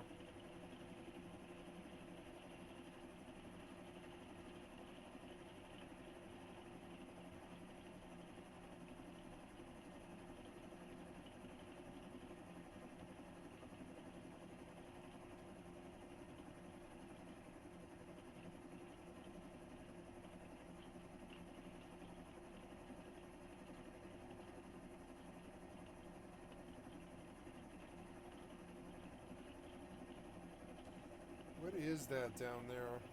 It's weird. Whatever it is.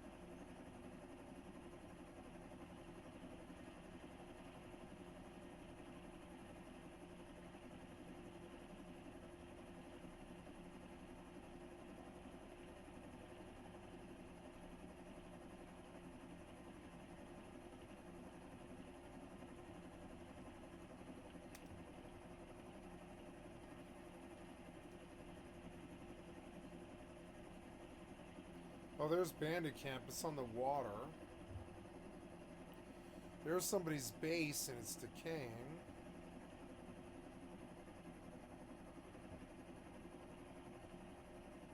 That's cool. The Bandit Camp's on the water. It's good to know.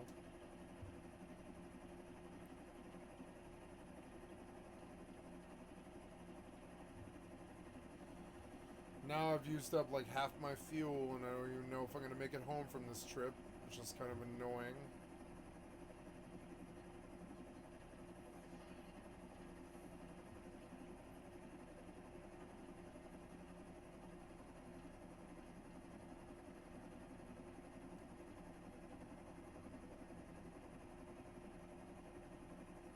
I've only seen one harbor. You know, I could land, I suppose I could land and chop trees in at Dome and pull like another 100 fuel. Because I don't know how I'm going to make it back if I don't do that. Yeah, I mean, I lost this heli, I guess. But, I mean, like, really all it did was provide me information as to where a tugboat might be. I mean, I could choose to go over to the dome right now, I suppose. I'd probably live if I did that. It's the middle of the day. I have time.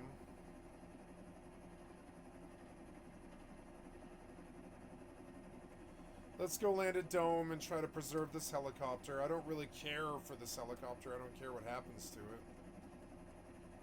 But I mean, you know... Yeah, I gotta remember to skirt launch. I always forget that launch has missiles.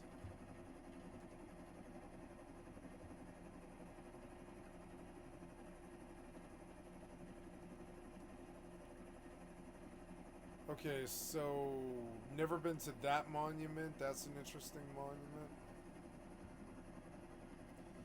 Gotta remember when I'm going out, I've got to go out past launch to that lighthouse is where I pick up. Any harbors by the lighthouse.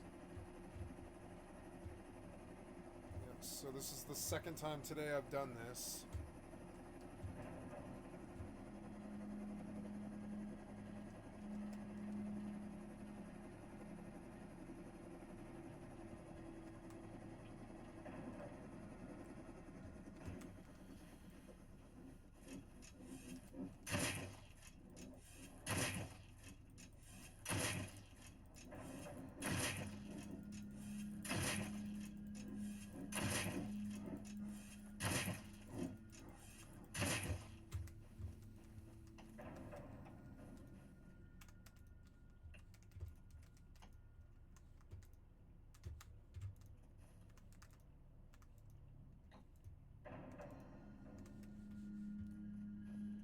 Let's see what we can do. I need to pop a tree. Closest one even to me is like those, so I'm gonna have to run over there. There, that'll work.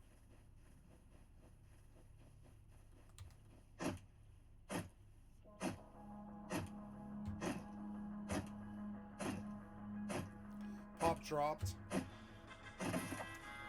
I'm not getting White Mage invites, and that actually kind of surprises me. I usually White Mage is really fast.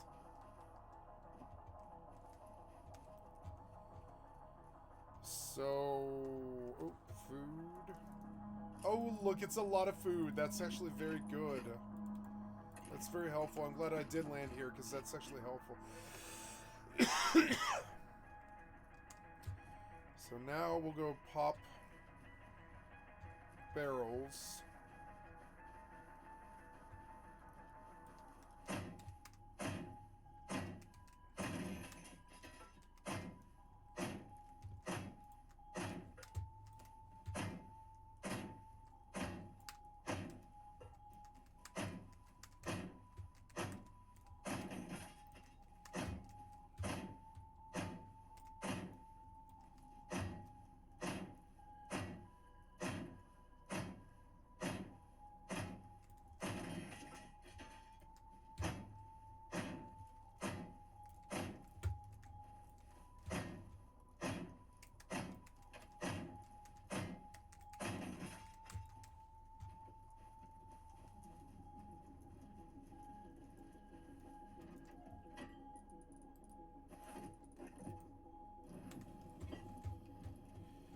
One nice things about leaving at this time of day is I can fly up.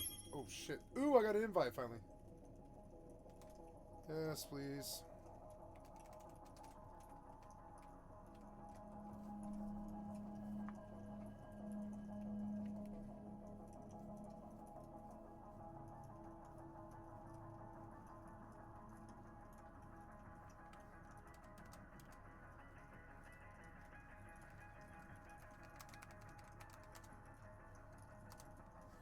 I better go home.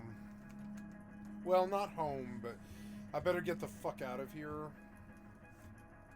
I'm gonna go piss while I'm on the ground. I'll be right back.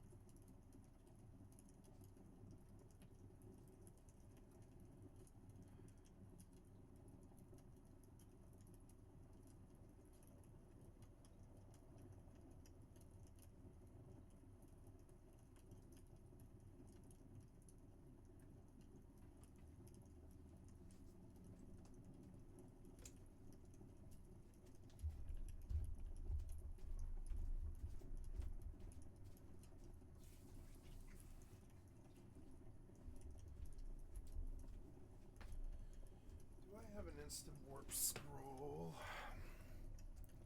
Oh good, I'm full health.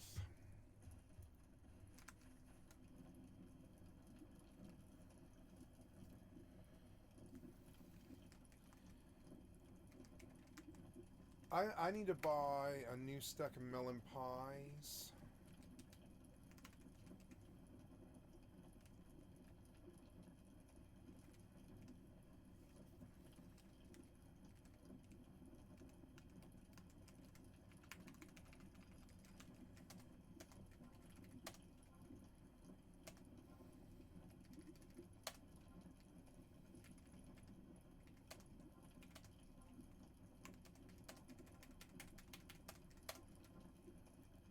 Melon pies.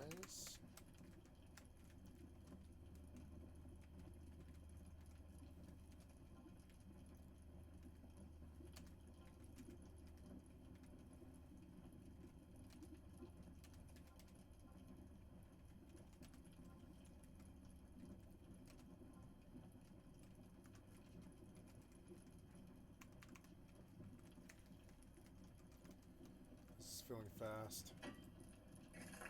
Maybe I best just fly home, huh? Yeah, I think I probably better just fly home.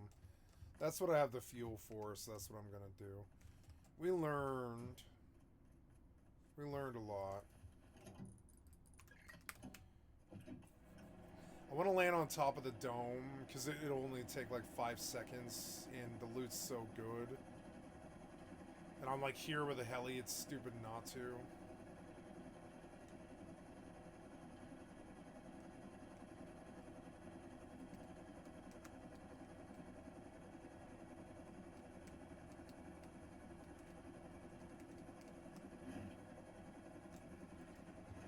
You're out of it. You're out of it. Yep. What? Okay. Ooh, suppressor's good. Yeah, I mean, like, stuff like that's good. Yeah. A gun would be better. Come on, gun.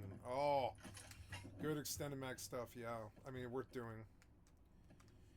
So now I go home, or at least to the next harbor. No, I better fucking go home. I better go home, like, right now. There's where I live. Well, I'll just go home, because I know that this party's about to start. I'm gonna take the 2 minutes that I can get here and just fly home. I'll go the other way next time. And that's how I can reconcile this trip. We'll use the dome to get back if I can't find a tugboat.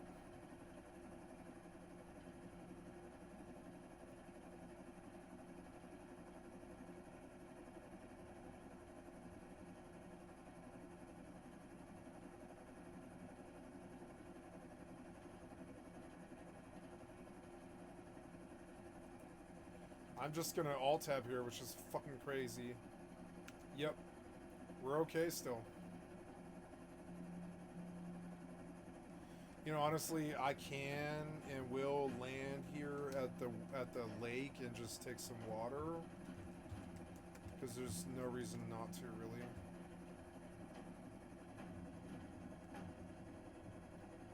There's an open base? Please get out of this. Please get out of the helicopter right now. What are you doing? What are you doing? Did you DC? Yeah, you DC'd. You DC'd? Okay, this seems odd. Am I full DC'd? No. Just rest. Well, at least I was on the ground. It's the server. The server kicked out. Server kicked out right now. At least I was on the ground. At least I was on the ground. I don't know. I have no idea what to do. So, I want to buy another stack of wizard cookies, kind of. I mean, I guess it doesn't really make sense. It's just as on cook camps at 58 or 59. Yeah, I think crabs at beach or...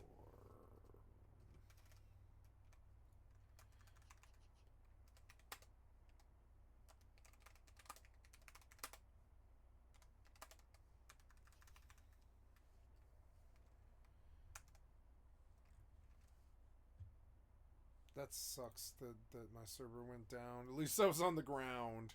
At least I was on the ground and I wasn't in the air. He like waited until I landed and then he like crashed the server the second I landed. That's funny. He was like, "Oh, he's landing. I'm gonna crash it." And he did. I think the server admin was actually really actually kind of nice to me just now. It's kind of cool.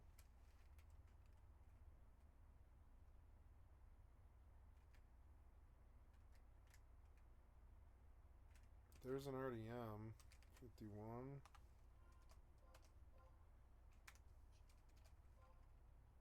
Range, Thief, Paladin, White Mage, Dark Mage. Ooh, we need a Bard or something. 58. Oh, I'm the sync, am I? You know, I want to cheat. Oh, no, we lost somebody. I need to relog. I'll be back in 60 seconds. Okay, so I want to cheat and use my ring. I don't care. No, do not care. As long as Altus isn't standing next to me. Oh, I'm very full. I need to sell.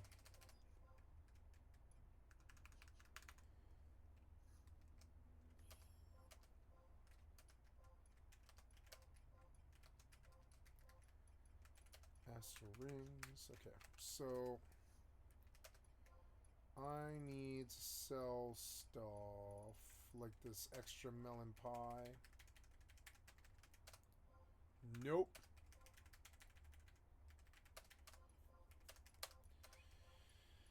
Extra melon pie, copper ore, silver ingot, 1301. Then what else? Any other ingots? No, just entirely silver, huh? Oh, there's rock salt for 4. Oh, there's my 6th. Ice cluster for 13k, 12,001. Dark cluster for 38,000. Not bad. That's gonna be some good money coming in. Glad I did that.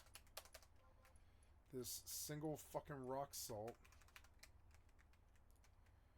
Okay. Crabs.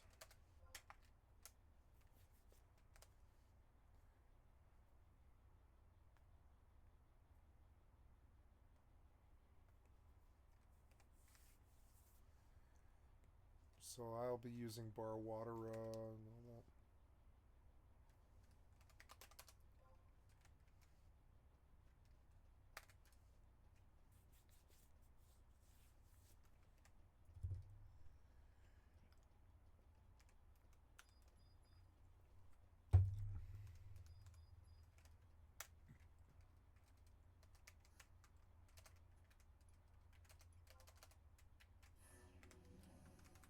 I want to go red mage with the instant warp scroll.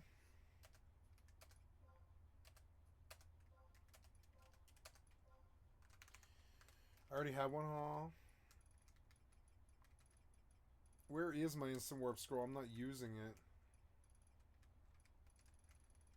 I mean, I want to sub red mage for this. I mean, I don't know. It's fine, I guess. Or whatever.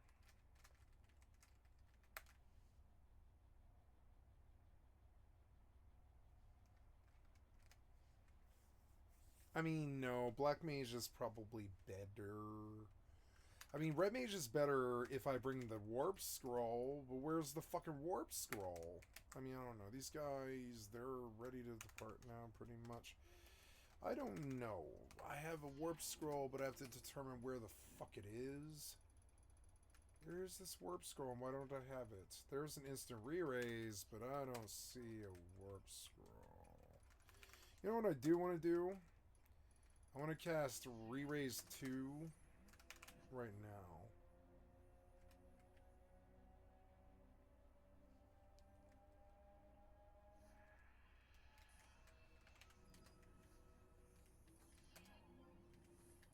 This is Volbo that we're going to. Yeah, we're going to Volbo. Yes, go.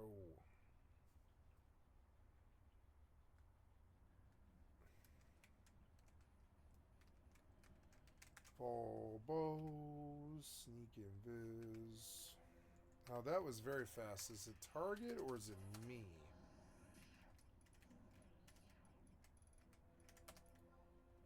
It was me. Oops.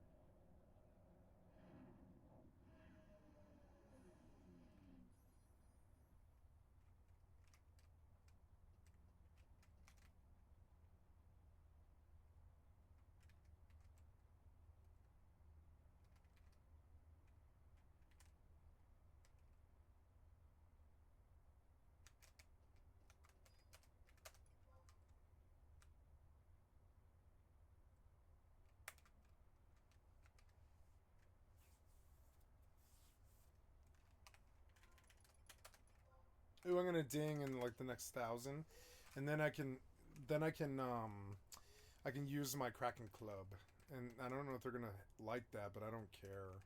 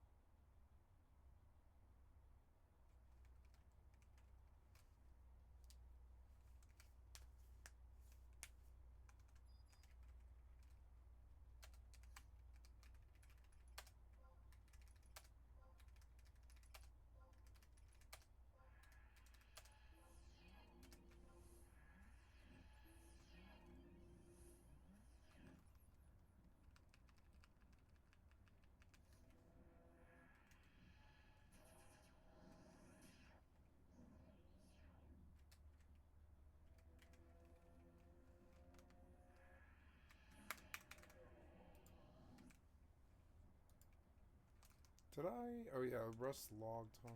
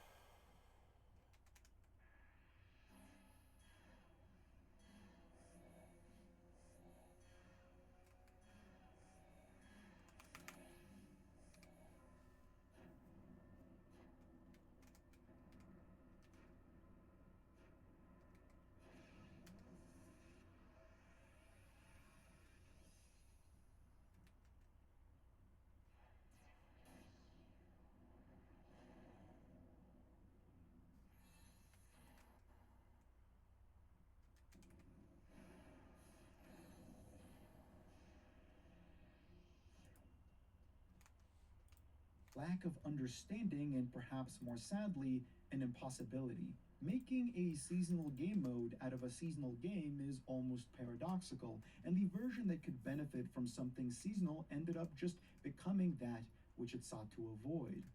Now, finally, let's look at Leagues. Strangely, Leagues opposes the main version of old school RuneScape immediately. As I zoned in for the first time, met with hundreds of players, a sense of speed gripped me. I felt, intentionally or not, like I needed to go fast. And if I didn't, I would miss out on something intangible. This could be as a result of what I was witnessing in front of me, the weeks of min-max conversations prior to the launch, or just the understanding that this is a limited time game mode. The long-term progression that acts as RuneScape's most defining feature is no longer here. I had 8 weeks to do what I could and not a second more. At the time, that felt daunting. Looking back, 8 weeks is more than enough because the progression was multiplicatively increased as you begin to interact with the core mechanic of Leagues, the tasks. If the first thing you do in OSRS upon leaving Tutorial Island is quests, the first thing you do in Leagues is tasks. An odd synonym, really. These tasks are strangely similar to standard MMO questing. They are singular tiered directives that, upon completion, grant Leagues points, which are like your secondary experience used to unlock regions and relics. There is also a second set of tasks that grant the combat masteries as well, but those are essentially account milestones, defeating the area-specific Echo Boss, for example, braving one of the more difficult challenges like the Inferno, and so on. Much like my experience loading into OSRS a year ago, I haplessly meandered for a moment, trying to regain my footing. But unlike the main game, this was like regaining footing in the middle of a Black Friday stampede. Except instead of high-heeled wine moms, it was pink skirt donning gamers. I'm not sure what's worse. There was a level of novel excitement with that. Lumbridge was bustling and chaotic, a serene, nostalgic landscape transformed into a din. My group Ironman partner and I felt enraptured by the speed, even though we were guideless, so we improvised our own meta, involving mistaking regions, misunderstanding tasks, and almost dying in the stronghold of security twice. The process of earning points was incredibly satisfying, though, offering bursts of progression, reminding you that you were moments away from a new relic, mastery, item, reward. But of course, this is not without its flaws, one of which is a UI that has, over time, become more and more stuffed with sub-menus leading into more sub-menus. Something I hope will be alleviated with the upcoming integration of an official Jagex client is the use of screen space provided by said client. The pop-out widget-driven section of RuneLite, for example, would be a perfect place to implement certain UI functions that are otherwise a chore to navigate through, the most essential of which is the task menu itself, a new tab placed beside the quests and achievement section of the UI. Upon clicking this menu, a pop-up which covers most of your screen appears, and then you must filter that pop-up to find appropriate tasks for yourself. This is untenable. All the second monitor gamers, such as myself, surely just had a wiki open on the other monitor. But that in and of itself is also untenable. It's an unclean solution leveraging a community's commitment to creating the best wiki of any game ever to alleviate a problem inherent to the UI. I hope to see this remedied with the official Jagex client. Give us the opportunity to sort, track, and filter tasks in a widget-driven system like RuneLite has. Why not? A trend of issues with Leagues generally manifest as a simple user experience problem, which is why Leagues, to me, is almost shockingly popular. The player count surges, new and returning players join the choir of eager taskers, but Leagues is an unbelievably unfriendly experience to new players. It's confusing, offering even less guidance than the main game does, and creating strange points of unintuitive design that already familiar players will never even encounter. Thankfully, that's why I'm here. One of the earliest issues encountered was the X marks the spot quest, a very early game quest granting a small experience lamp as a reward, an obvious goal to do in Leagues.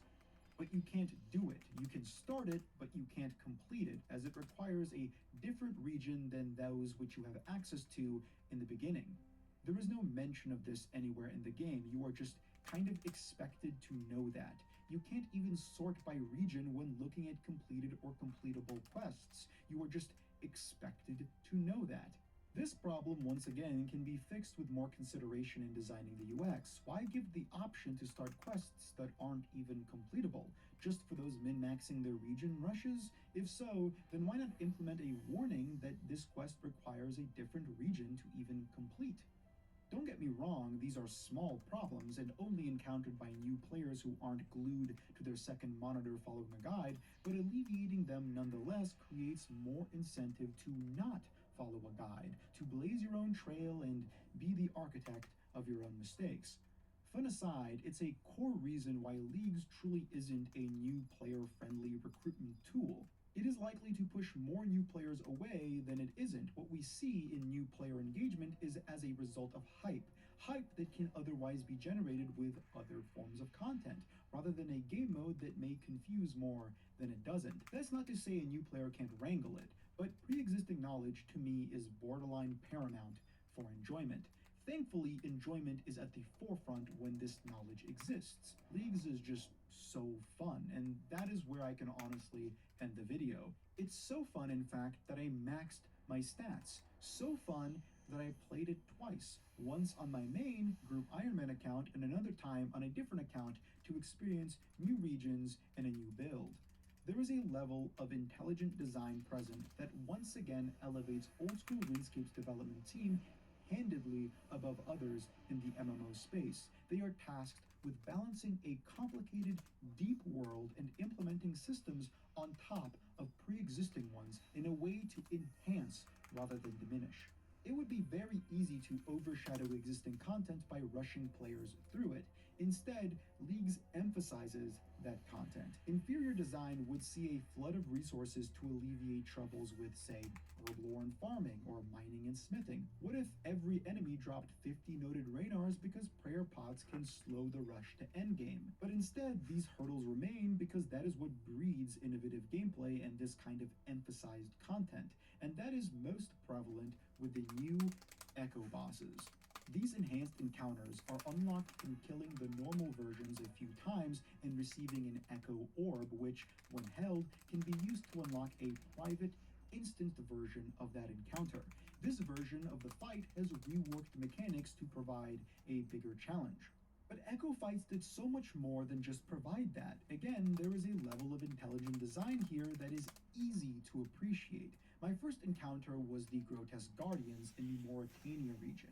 My second region unlocked since my first one, Varlamore, featured the most difficult Echo boss, so I avoided it for the time being.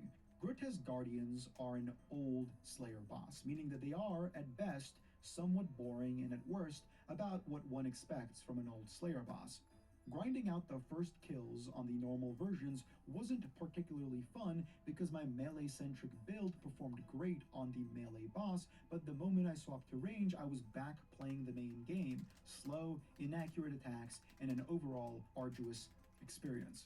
To be frank, I was nervous for the Echo version, not just the difficulty, but what the lack of range strength could mean for my experience. But I really shouldn't have doubted this team, because the Echo boss opened the fight up rather than honing in on its most frustrating elements. The main gargoyle is at the center, the melee version, flanked by two other gargoyles which can be killed separately for a slower, safer fight, or ignored for a more difficult and quick fight.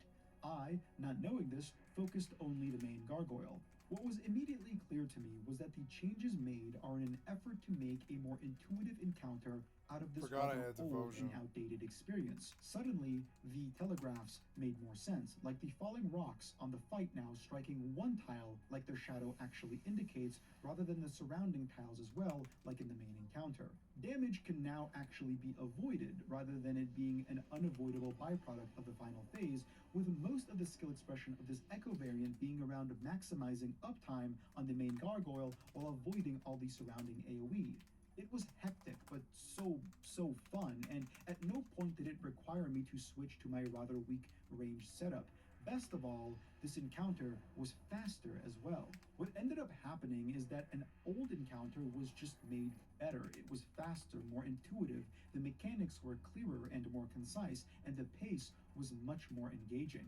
And while I truly love the grotesque guardians in their Echo variant, this positive change to old fights was at its true peak in the desert with the Calphite Queen, a region I unlocked on my secret second account. The Calphite Queen was completely transformed from one of the most perfunctory, frustrating, underdone, outdated, bad encounters into a modern, fun, early to mid-game fight that demanded attention and precise movement. To say that this was an improvement would be an understatement. It was a rework. But I do fear for the poll, which may eventually ask for this fight to be implemented into the main game, because for all of the evolution of the OSRS community, there is still a rigid bastion of players who see a lot of value in preserving terrible, awful, pointless shit for no reason other than it's old and makes their nostalgia sparkle when they do it every few years. The current Calphite Queen offers very, very minimal value to the game. It acts as a frustration for those pursuing the elite tasks in the desert and a frustration for those eager to get all their collection logs from the boss. And that's it. There really is no other pleasure in doing the fight. The Echo variant, however, is the opposite, and I hope that Jagex and voting players see this. It's not all sunshine and good design with Echo bosses, however. Ironically, the better fights in the main game suffer more in their Echo variants, the most prominent of which is Echo Soul, the final boss of the Colosseum. The format is great, allowing players to skip the prior waves and just challenge him. But this fight wasn't reworked because it didn't need to be. The main version of Soul is already awesome. As a result, what the Echo version really became is just Soul with more stuff. And on top of that, healing totems spawn all around the arena in increments of health. I hate these healing totems. Not only are their hitboxes really not good, they also break up the pacing of the fight that is all about pacing. Soul is a flow state driven encounter, and the spawning of these totems drags your attention away, creating a secondary distraction that honestly detracts from the encounter itself. I would have much rather seen newer attack combinations to throw players off, or even crazier patterns to avoid. With all that said, much like any RuneScape player, my eyes were set on the prize, in this case, the Echo items. These are unique items which drop from individual bosses, opening up new and alternative pathways to dealing tons of damage. My personal favorite actually coming from Soul himself, as you are now able to wield his spear and shield combo and gain one of the coolest special attacks in the entire game, a weapon that I genuinely miss in the main game. These items were by and large hits. I hope that in future leagues they continue to expand on the Echo bosses in each region, as well as adding new Echo bosses in the first regions as well. The coolest element of combat in leagues was actually the utilization of new items, with only the jewelry from the Dagannoth Kings falling flat in excitement since they were just glorified stat sticks. I would much rather have jewelry with unique and impactful effects on them rather than granting a few max hits and some accuracy. Leagues can and should be a testing ground, one that could have alleviated the issues with, say, the least done region, Kandarin.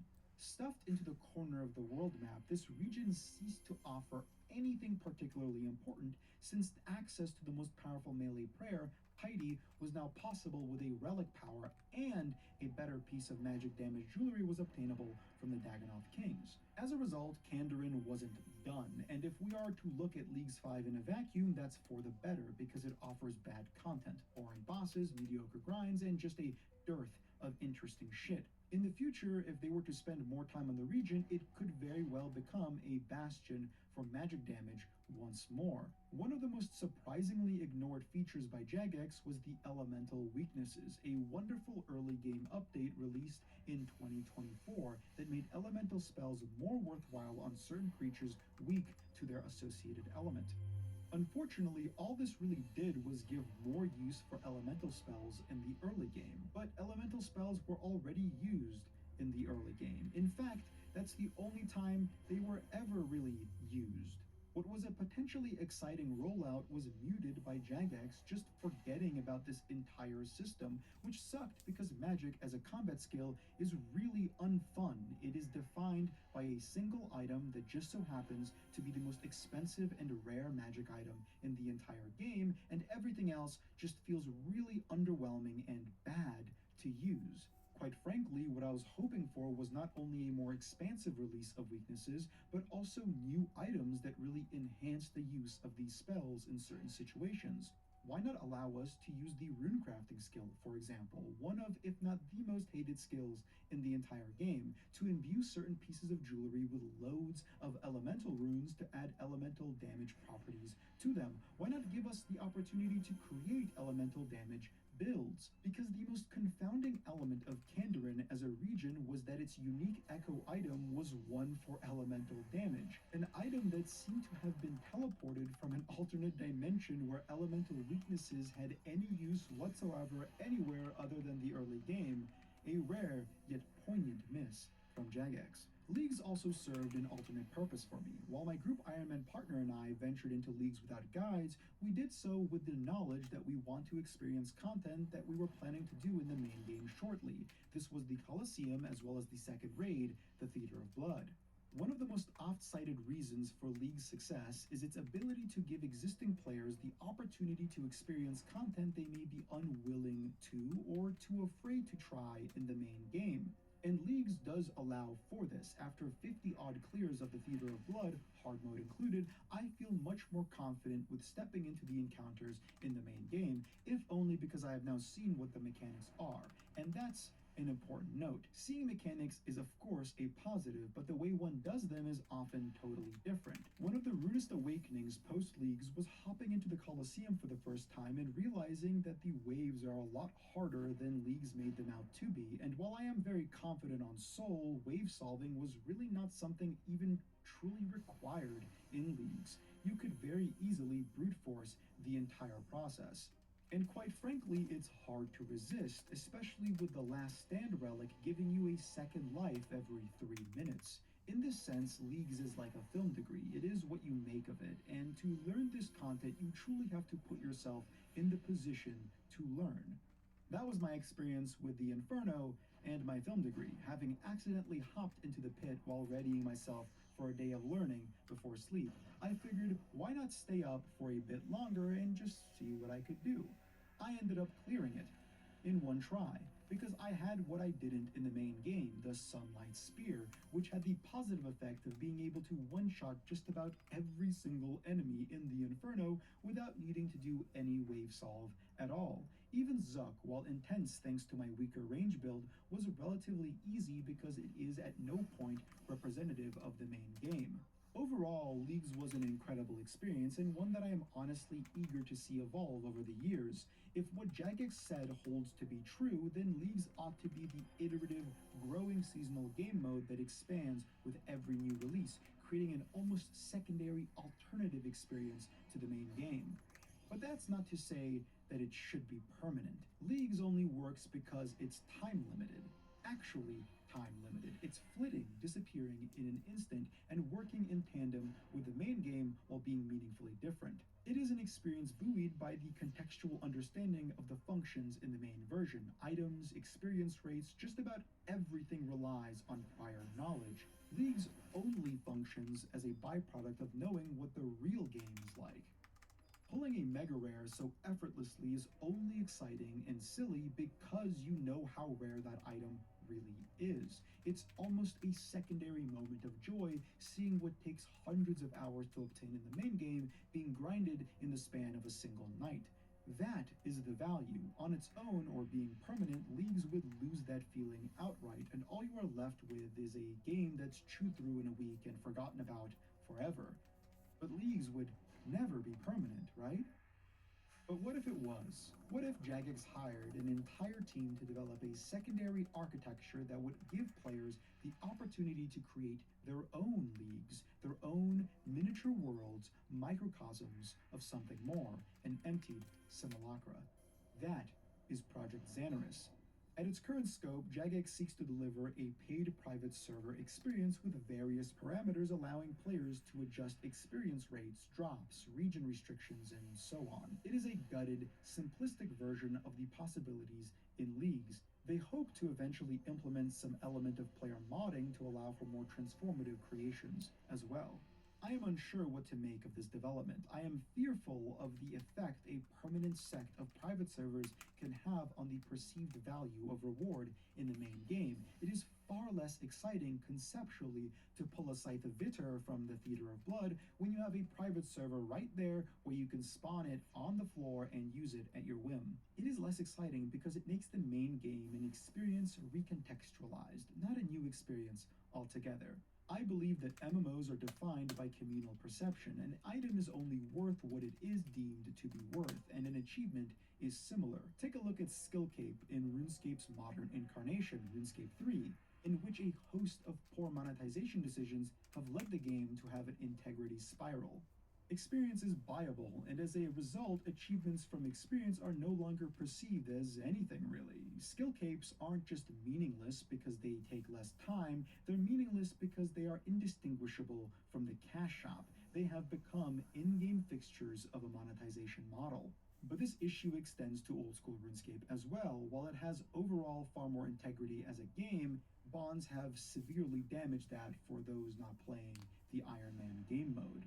They have brought to question what someone has and hasn't earned, and again, in a world defined by communal perceptions, that has negatively impacted incentives. Personal achievements are personal in personal environments, but are intrinsically not in group environments. What may motivate someone to strive for an infernal cape is as much personal achievement as the clout of having such a prestigious item. The more the prestige is diminished, the less likely someone is to put themselves through the many hours it requires to learn such a piece of content. This does, as much as we may not like it to, heavily connect with Project Xanaris because this selection of private servers is legally and with intent connected to the main game. Not literally, but conceptually. And as we know, games with vibrant modding scenes are defined by those modding scenes. Minecraft, Skyrim, Fallout, and even tangential scenes like that of The Witcher and Dark Souls. These games undeniably have had their lifespans extended thanks to a vibrant modding community, but the main game's prominence in the public conscious diminishes the larger the associated mods are.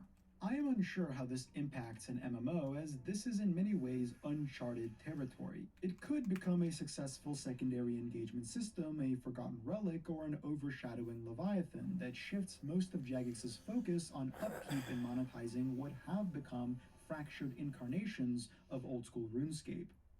That is dependent on the tools provided, of course, which right now are so limited as to not generate much interest at all.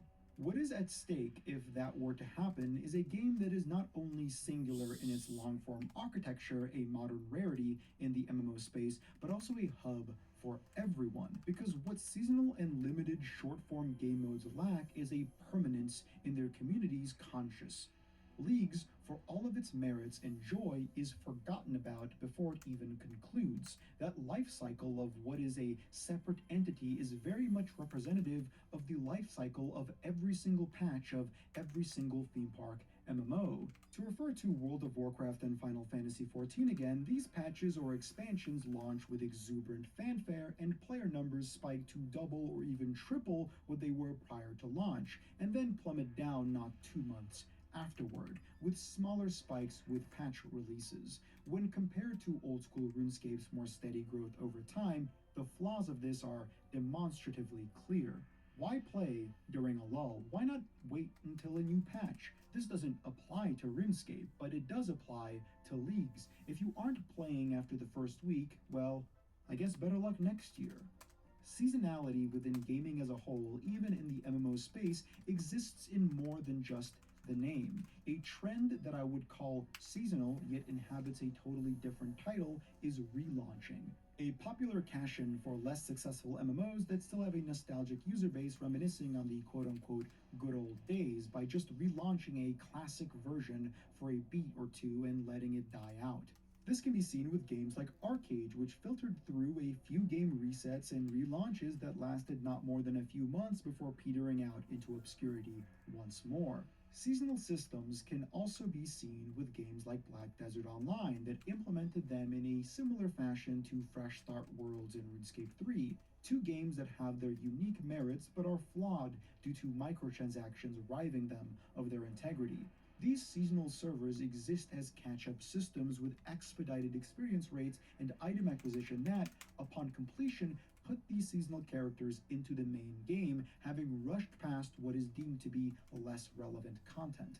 Seasonal structures exist in so many titles at this point that they have become a ubiquitous facet of all live service games. And in the MMO space, old school RuneScape once again managed to blaze a trail like it did in its release in 2013, leading into its own personal development in 2015. It has inspired other titles, which took what they could, but of course failed to mimic the actual benefit of having a proper game contextualizing the seasonal experience. They may recreate the flitting enjoyment, but will never be able to recreate the permanent home.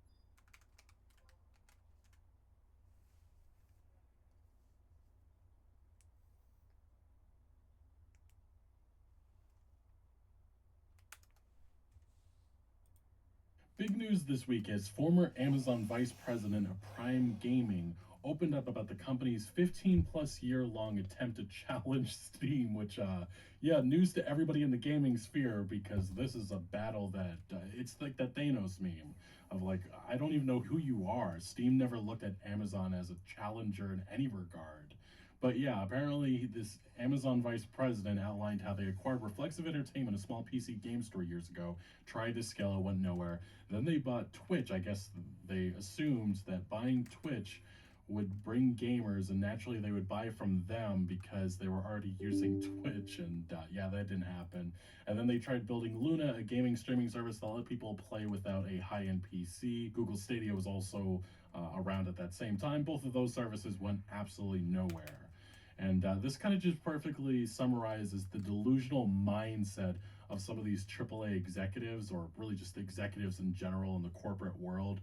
Because, yeah, Amazon was never a challenger to Steam. But if we're actually talking about challengers that actually did move the needle, at least for a bit, it was the Epic Game Store, which to this day, with all the moves and everything that they did, it still isn't profitable 5 years after launch. And that is news from 2023. We haven't heard much because nobody really uses the Epic Game Store. They bought up a bunch of exclusives. That was their whole marketing strategy.